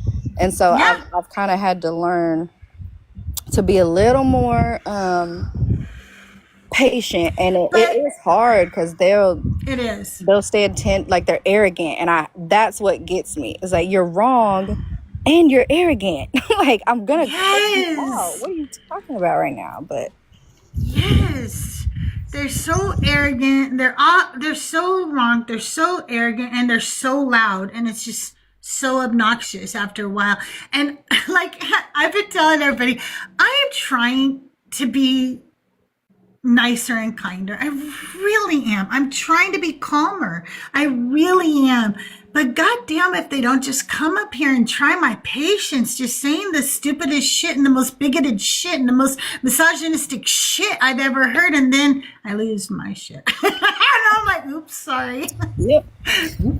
But I feel like this is I think it's easier for me to be patient with my new topic because a lot of people, especially if you're just human, you know, like, because the way that I frame it, it doesn't give you an option but to realize like, oh yeah, I'm not being fair. And so at that point, if you want to stand on it, or if you're just going to admit it, you know, or if you come up here and like you're racist or you're misogynist, like, cool, Yeah. good for you. Like, it's not going to make me mad. It's like when they come up and they're like, hard R, like, okay, like, that's not, you think I'm going to cry? But I think Right? it's more contentious with the religious topic because it makes me like, it gets it gets me so angry because I know we're reading the same, but they're able to wiggle out, you know, or like use apologetics, Yeah. or they'll just chalk it up to like, well, his ways are hard. Like, it makes me so mad because you're just being dishonest. You're not that dumb. Like, you see what it says, Yeah. but you won't say that it's what it is. And so that's what makes me mad. But I feel like Yeah. if I take that away, they don't have that option. Like, you're either gonna realize what I'm saying and agree that that's not okay for you to do, or you're gonna show your true colors and you're just racist. You're just homophobic. Like, and that's okay. Like, go ahead, do that. But you're gonna admit it. You don't have a choice, because you can't say, Yeah. I don't care about the Bible. I don't want to talk about that. Why do you think you have the right to do this? Because it all comes Yeah. from this religion. It's not fair. So hopefully I'll be able to keep my cool a little better with this topic, because I think also because I'm on here so much, my fuse started getting shorter and shorter. Like, Yeah, it's true. Like, It does happen, I recently- swear. recently I can't do it. Like, I just go on mute and turn my phone. Like, I'm only here for support. Don't even call on me because Yeah. I'm not listening. I cannot do it. Yeah, Patty already knows about you and your drop button. Yeah, I can't listen. You might as well leave me in the I- comments, because I can't. Oh my God, you were dropping. So the other day I was watching, and I was like, she has not put up with Yeah, shit listen. today. She is like, shut up. No, I'm not playing with this foolishness. You know, Left stop. and right. Drop. No, for sure. I have a couple of new topics I'm running to because I do want to have more discussions, and I don't want them to all be just contentious or going over the same talking points and stuff. So one of my topics that I've been running is, what if you're wrong? Because like, they always ask us that, right? yeah. Like, they always ask us, well, what if you're wrong? You're going to Yeah. burn in hell forever. And they think that if they're wrong, there's no repercussions. There's no consequences. But if they are wrong, we've literally been staring at Pokemon temples. If we're wrong, you're basing laws on Pokemon. Yeah, You are exactly. basing laws on mythology. You are treating women like shit. You have let us not be in science, technology, engineering, and mathematics because you believed in Pokemon. Like, literally, so much has been harmed in our society because you believed in something that wasn't real. Yep. And that's my point for that new topic. Is like, Yeah. if you're wrong, because the first point is like, you have to agree this is faith based, and actually, surprisingly, most of the time they will. Like, they'll tell you, Yeah. like, I can't prove it. You have to have faith. Like, it's just a belief. Okay, perfect. So if that's the case, like you said, what if you're wrong? You're treating women this way, and you're taking people's rights away based on this book, and you're wrong. You don't have any proof that this is true. And then secondly, I actually had this conversation yesterday. Somebody asked me that. They were like, well, what if you're wrong? And I said, well, if I'm wrong, I'll go to hell, and do my time. And then if I'm not mistaken, he's still going to come and get us. You don't stay in hell forever. He's still coming. So I'll go do my time and then I'll see you in heaven.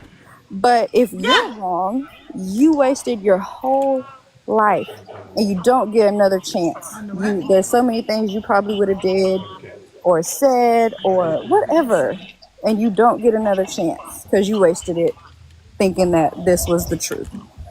And the amount of people that I've heard that are like, I used to be a lesbian, or I used to be, and it's like all you're doing is suppressing yourself. So imagine you're wrong and you never lived the life you really wanted to live because of this. Like, that's more scary than hell to me. I'd rather live right now while I know I'm here. Ariel, soy sauce says, wait, why is hell not eternal? I was lied to. Will you explain why you don't believe hell was eternal? Yeah, so according to, and this may be, because I know that, oh shoot, what are they called? I'm blanking. Oh, Jehovah's Witnesses. According to them, we get the new body and everybody, like, the kingdom is here on earth. Like, it's going to be a new earth or whatever.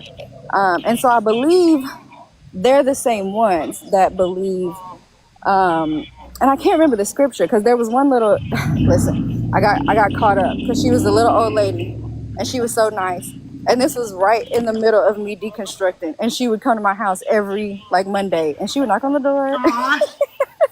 And we would sit there and it really was more for her because the neighborhood that I was in, I knew nobody else was answering the door or talking to her. And so I kind of just felt bad, and she was sweet. And so I was really more so entertaining her, and letting her tell me what they believe and blah, blah, blah. And it was only for like a month. She came like once a week. But anyways, she was telling me how, whatever scripture it is, I'll look it up so I can be concrete about it. But she did reference scripture, and she was like, this is telling you that whenever there's a 1,000-year reign, like Satan gets his 1,000-year reign or whatever, and after Jesus comes back the second time or whatever it is, the people that go to hell, you're there for whatever amount of time, and then Jesus still comes to get you. Like, hell's not eternal. Like, you don't stay there. It's a punishment for a certain amount of time, and then he comes and gets you out. And she referenced scripture, and I was like, oh shit.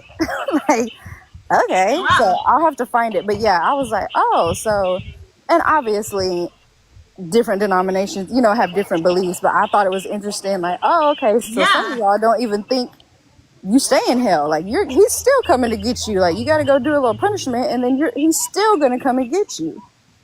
Yes, there are many people who believe that. I forget what it's called, but no, you're right. Soy sauce. Catholicism does not believe in that doctrine.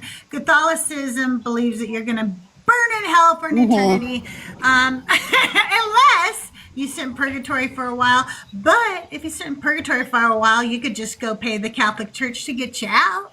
You could just do that.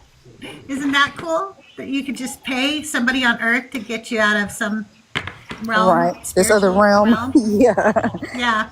That's kind of weird. That's weird.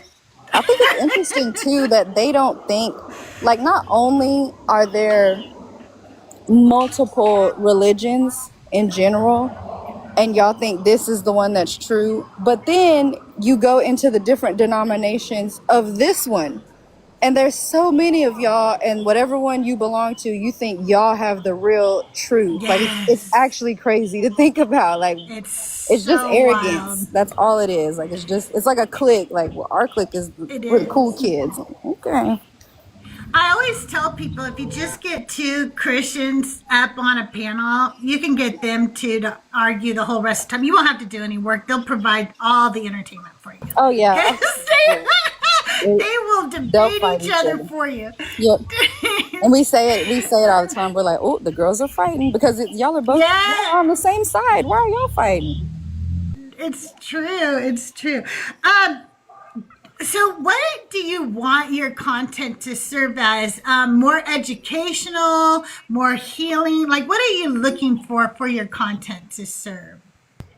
Yeah, so initially, like I said, it started as just like I want to ask my questions and I want to say what I want to say. And so then the purpose of that for me almost was just to express why I don't follow it anymore. Like I feel like it's important for me to be able to say why.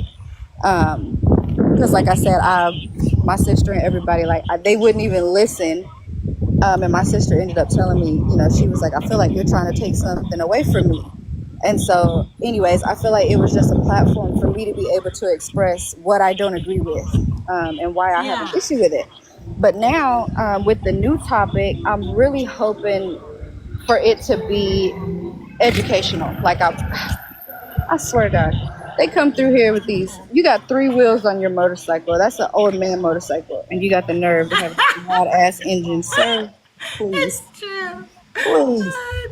That But is yeah, an old man motorcycle. like, why you got training wheels on your bike, please? Right? Oh, that's hilarious. I lost your balance.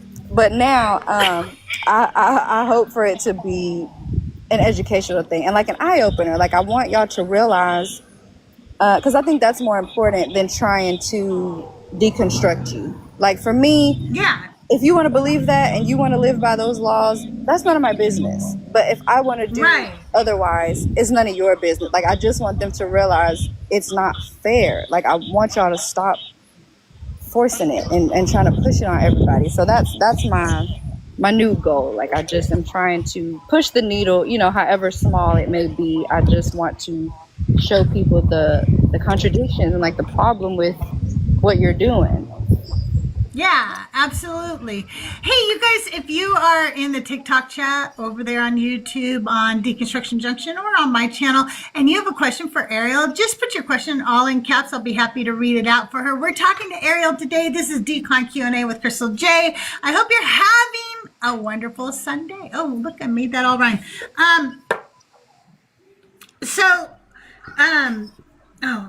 do you have a set schedule for when you go live right now, or do you kind of do pop-ups? Yeah, no, I actually need to, because I enjoy the actual engagement. Like I want to be on camera and I want to talk to people, and I want it to be that. Like I want you to know when to expect me.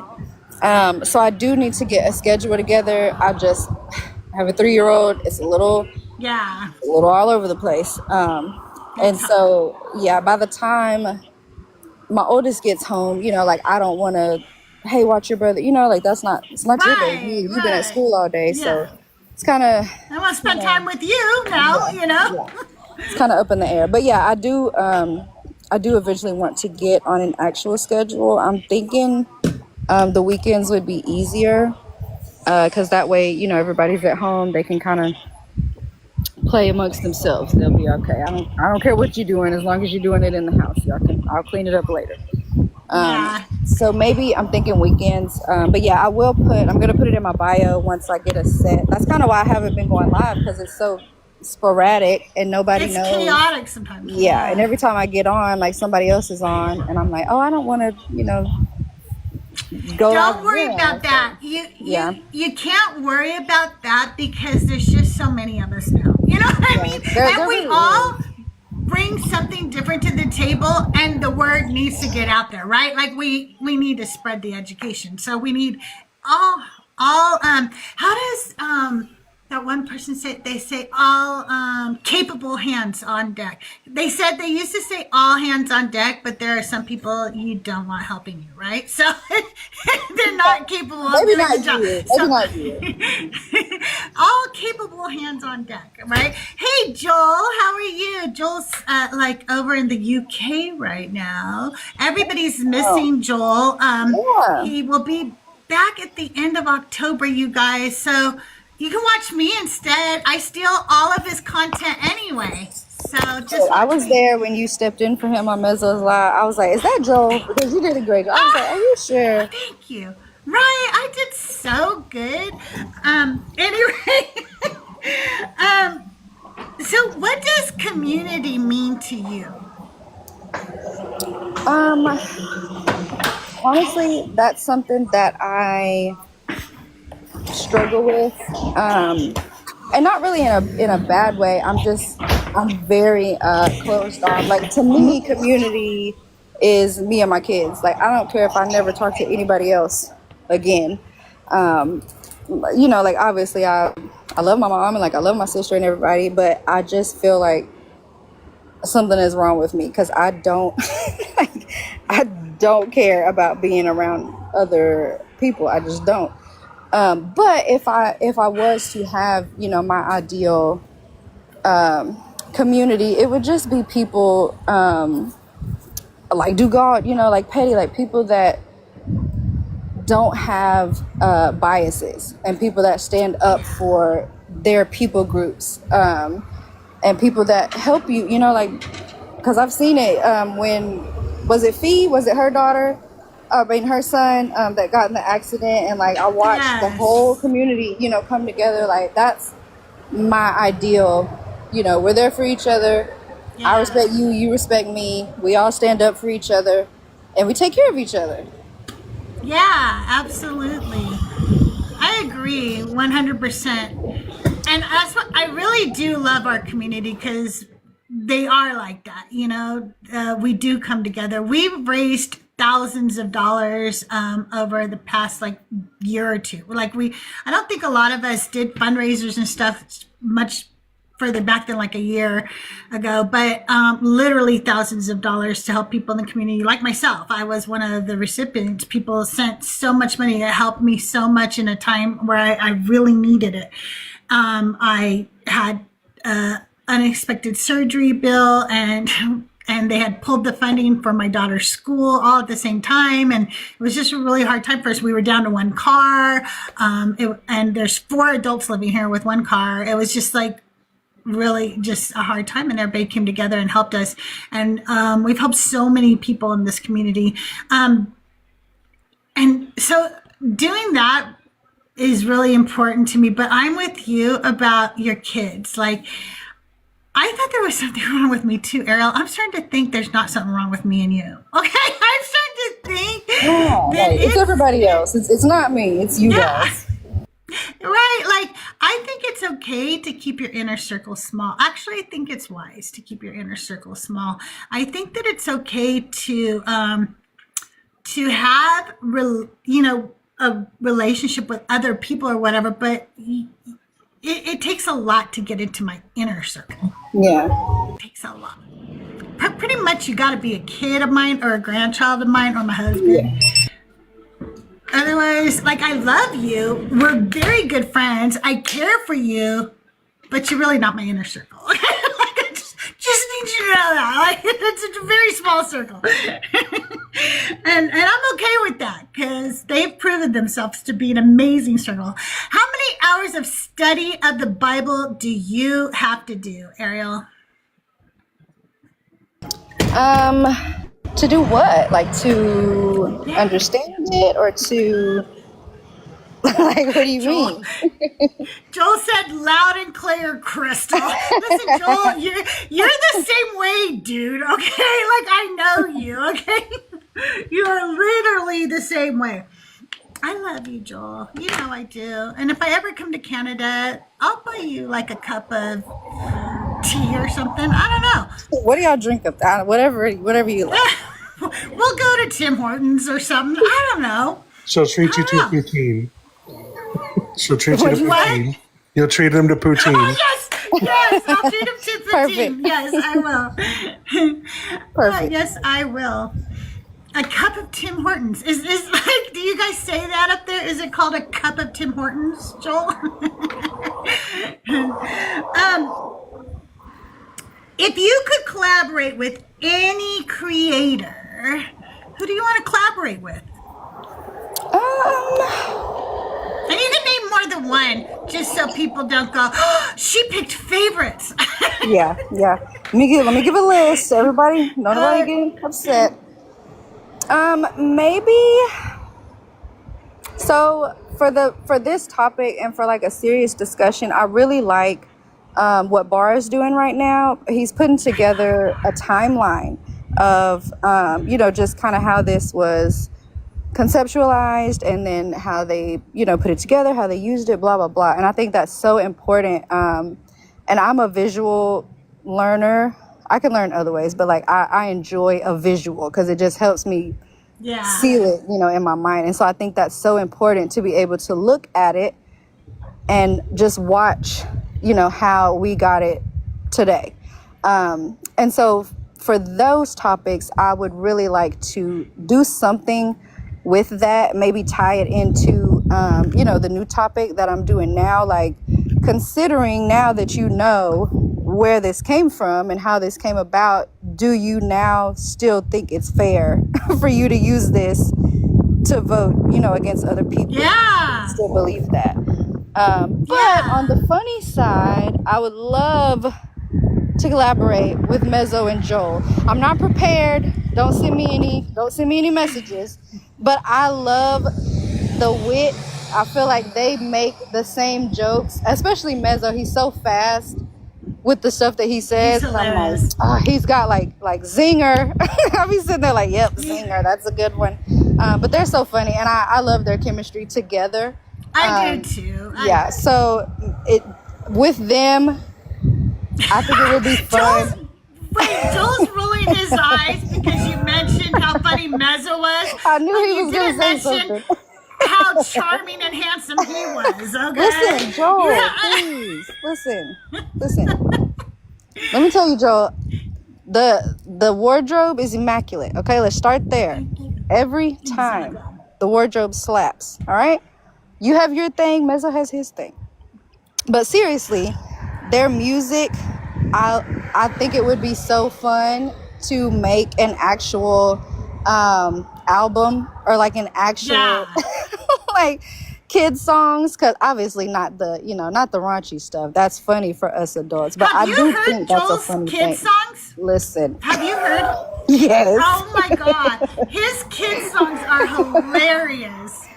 I was like, Joel, whose kids is this for? Because right.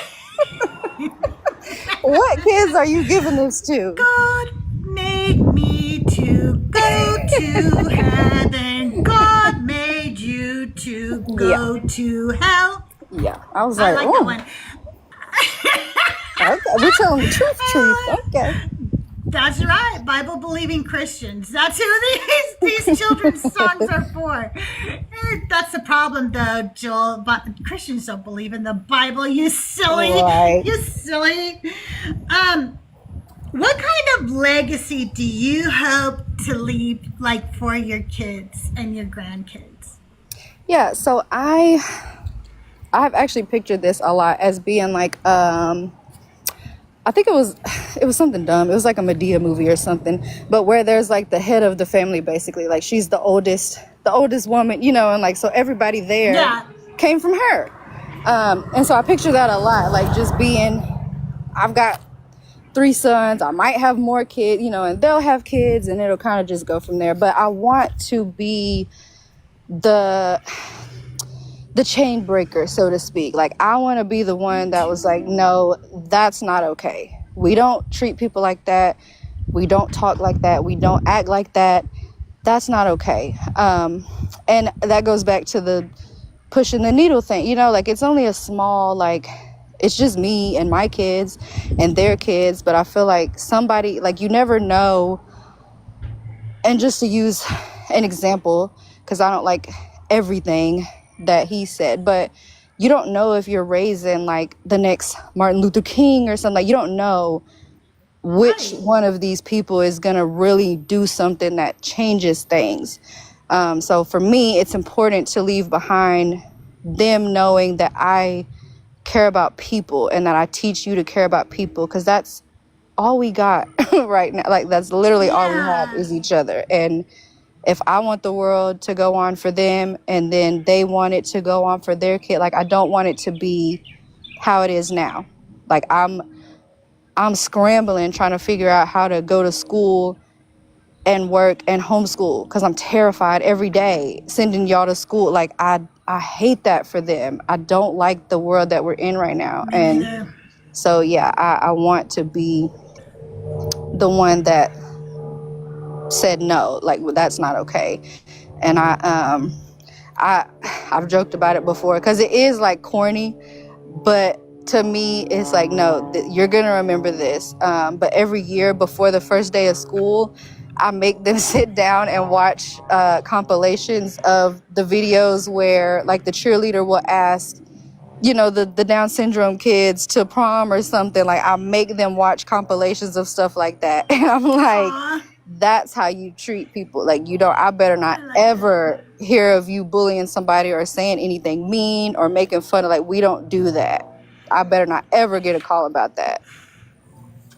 I love you. You just remind me of how I was as a mom, and it was very conflicting and hard because I was a Christian and I was indoctrinated, right? So I'm saying these things are sometimes contrary to what the religion I'm bringing up and was saying. So, like for instance, I sat down before school and I was like, "Hey, kids are going to be LGBTQIA and you don't get to be their bully, okay? So here's the thing. You're going to be the one to stand up for them. You're going to be the one who doesn't allow that to happen. You're going to be the one, okay? And that's how we are in our family. It was part of my deconstruction because I think I thought about it a lot. Like, what if my kids are, and then I'm sending them this message, and I don't want them to have that message. I want them to have a message that they're valued and they're loved and they're perfectly fine exactly how they are and who they are. And knowing that that's not the message that we gave them in Christianity was very conflicting for me, you know. So that was part of my deconstruction, was that I didn't like that. I didn't like that at all. And I'm glad I had these talks with them because 2 out of 3 are LGBTQIA. So luckily they knew I was a safe place. They were like, oh, okay. I feel like it in turn lets them know the same way I wouldn't treat other people like that. I wouldn't treat you that way. You know, like be yourself. Like be exactly who you are. That's none of my business. Yeah. So, So I think I feel a lot. I really enjoyed talking with you because I'm like, gosh, she moms a lot. Like the way I mommed, and I really like it because I sometimes felt very alone. I was raising them in the Midwest, in the basically the Bible Belt, and I was trying to raise them like a good Christian, but there was this part of me that was like, I'm having problems because this doesn't align with my actual morals and what I actually believe what this means, and stuff. So there were conflicts, but eventually I moved back to California. I think that was very healthy for me. I wasn't always, it was hard for my kids, and that I regret, but I think it was one of the best decisions because it's where I deconstructed. Yeah. So, that's actually, funnily enough, that's the same thing that happened to me, like not on purpose, but I moved to Florida, and once I got away from everybody and it was like, I kind of just had time to do my own thing and kind of think for myself and not worry about what anybody else was going to think. And so by the time I got back around everybody, it was already too late. Like, I'm not doing that. I don't want to, I don't like that. But I think that's important. And I'm right now working on moving out of the country. I really would like to go to Thailand. I've done a lot of research and I have a couple of things in motion. I've pretty much settled on there, but I'm also nervous because it's another country. Like, it's not like, moving to another state and you can just come back. It's a big deal. But I do think it's important for that reason. Like, I want them to experience other cultures and other people and other things. And like, I don't want them to be closed off to Western ideology or Christian, like I want them to understand that other people live here too. And it's important, to care about everybody and let everybody be themselves. Absolutely. Dugald, are you still with us? I am. Oh, look, there's Mezzo. Do you have any questions for Ariel before I bring up people to play the game? No, go right ahead. Ariel and I talk all the time, so I'm. He knows. He knows. Okay, you guys, it's about time for Divine or Decline. If you're sitting in chat, you should come up and play with it. I'm actually going to invite a few people to come up and join us because sometimes they just sit in chat and won't come up, but they should. Lauren, do you want to come up? I haven't seen you in a while, Lauren. Schley the day. Oh, Schley, come up. I can't. Why can't I invite you up, Schley? What's going on with that? I don't even know if Cyber's still here. But we need at least 2 more people to come up. I don't know if Joel's still here, but even if he's away, he should come up. Annika, you coming up? You coming up and joining us? Who's coming up? Fluffy Dragon's coming up. I love that. Slay, don't hide. Come up. Come up and join us. Okay. I don't know if you played our game before or not, but here's how we play the game. I'm going to read you a verse, okay? If the verse is from the Bible, you're going to say divine when I go down the list, okay? I'll go from Fluffy down. If it is from the Book of Mormon, the Quran, or I made it up, it's decline. Okay, there's no points. Nobody wins or loses until the end. Then I'm going to tell you all how you can win or lose the game. But anyway, there's no points. On my first time. Everybody sucks at this game because they all plagiarized off each other. Okay, that's the whole point. Anyway, so is everybody? It's just the truth. They did. Okay, here we go. Don't forget that I used the American Standard. I think I used the New American Standard. I get them confused. I use the New American Standard or the American Standard. I'm supposed to use the American Standard because that is copyright free, just in case any of you need to know for any reason. So that's why it's going to sound a little different than what you're used to. Okay, here we go. He who shuts his ear to the cry of the poor will also cry himself and not be answered. Fluffy. Decline. All right, Ariel. Decline. Okay, Dugald. Decline. That is divine. That's Proverbs 21:13. It sounds different. It might be the translation. I don't know. It sounds different. I know there's something in there about it, but it sounded different. Yeah. Hey, Jaron, how are you? All right, number 2. The wind knows the path of the proud, and the dust remembers the steps of the just. Fluffy. No, decline. Okay, Yeah. Ariel. Decline. Yes, you're still undefeated, Schley. Dugald. I feel like you're always tricking me, but I'm gonna say decline too. Okay, that is declined. That was just made up by me. Okay, number 3. You could have wrote you in the Book of Crystal. I have to put all my made up verses together and make a Book of Crystal because Justin said I wrote the Bible better than they did. So. You're gonna mistakenly start a cult. You're gonna gather followers. I know. As long as they're called the Well, they Crystalites, I said- don't care. Can we send the money to Venmo and Cash App? If you want to follow me and be my cult, just send me money like you do other cult leaders, okay? I'll be okay with that. You can totally be the Let's Crystalites. see. Yes, the crystal lights for sure. For God is not a God of confusion, but of peace, as in all the churches of the saints. Fluffy? Divine. All right, Ariel? Same. Divine. All right, Dugald? Oh, divine. But I don't like it. It is divine. It is divine. That's 1 Corinthians 14:33. Good job, everybody. You guys are kicking ass. Okay, number 4. The hearts of the stiff-necked are like iron. They bend only in the furnace of affliction. Fluffy. Decline. All right, Ariel. Decline. And if I find out stiff neck is in the Bible, Dugald. I say decline too, but still, you might be tricking me right now. It is declined, but stiff-necked is definitely in the Bible. Is That's where I got it? it from. Yes. Wait, let me. Bible verse stiff. That's why I thought she was tricking me at first. I was like, I'll go I slow. Yeah, know. stiff neck.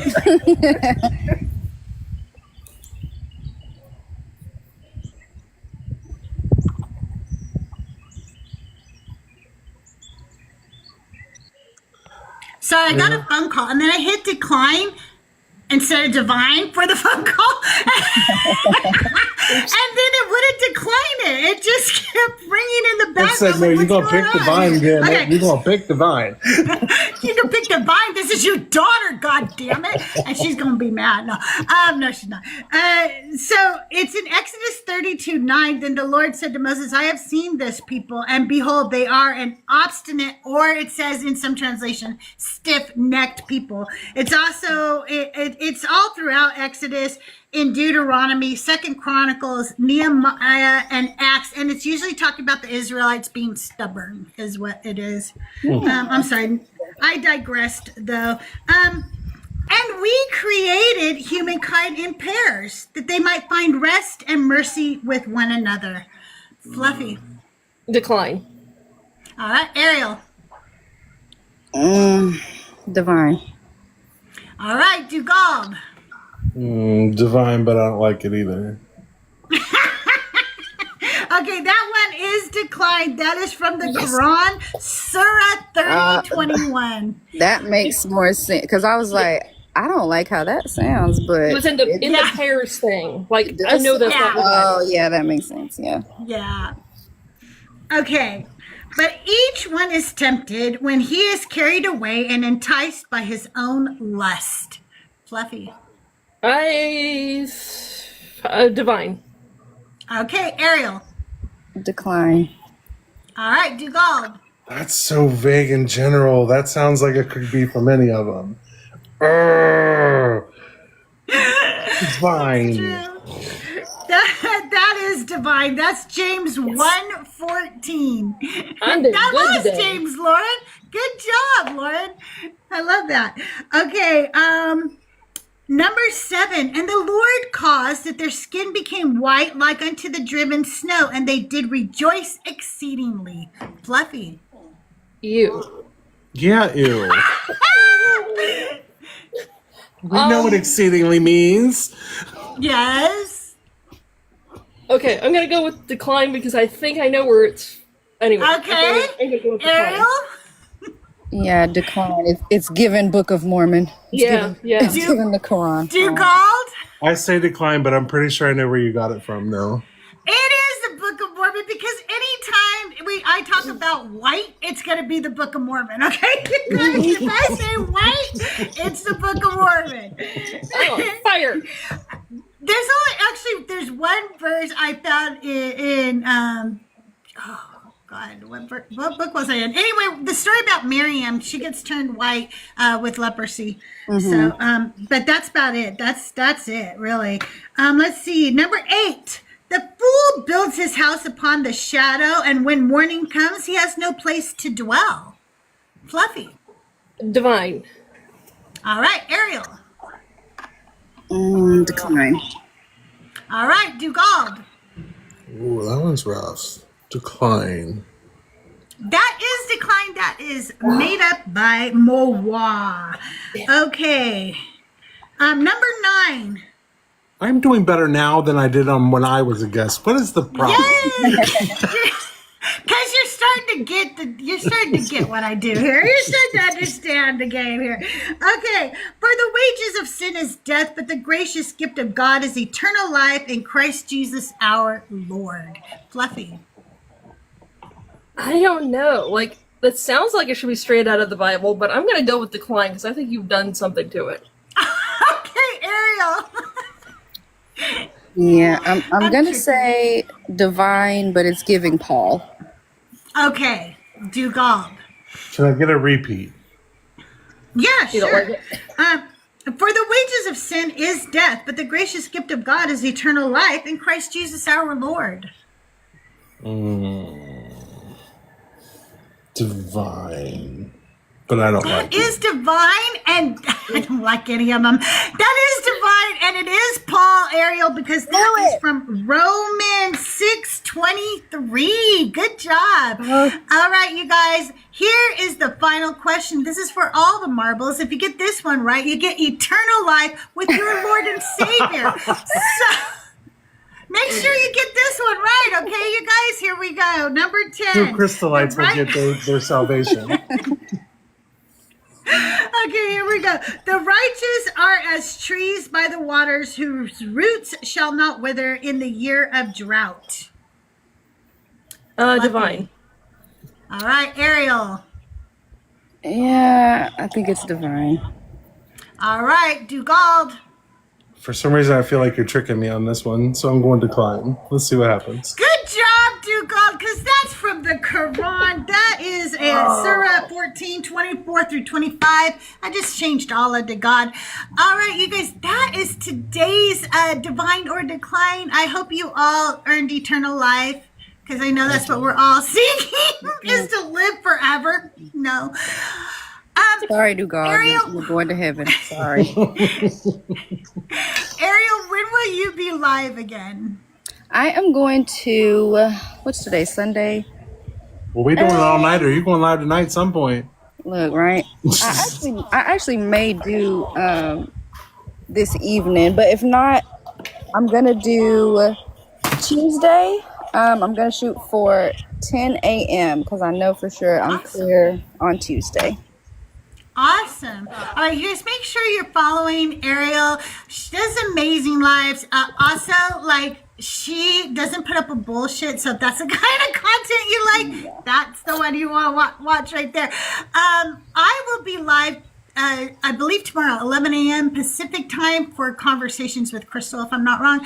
And we're going to talk, again, we're going to do the two topics I've been running this week. We're going to run What If You're Wrong and Yahweh, Jesus is my abusive ex. Those are my two topics I've been running. I enjoy those conversations. I hope you guys will join me. Ariel, I hope you join me in a few months and we can, have another conversation, get a little update where you are, what you're doing and stuff. Hear more about moving to another country and what's going on there. I really have enjoyed getting to know you today, and I love your work, and it's just been a pleasure. I really appreciate you. Thank you for being here. Yeah, same. Thank you for having me. I enjoyed it. Thank you so much. You guys, I hope you have a wonderful day. I will see you around the mean streets of TikTok and YouTube. Bye, everybody. Of TikTok and YouTube.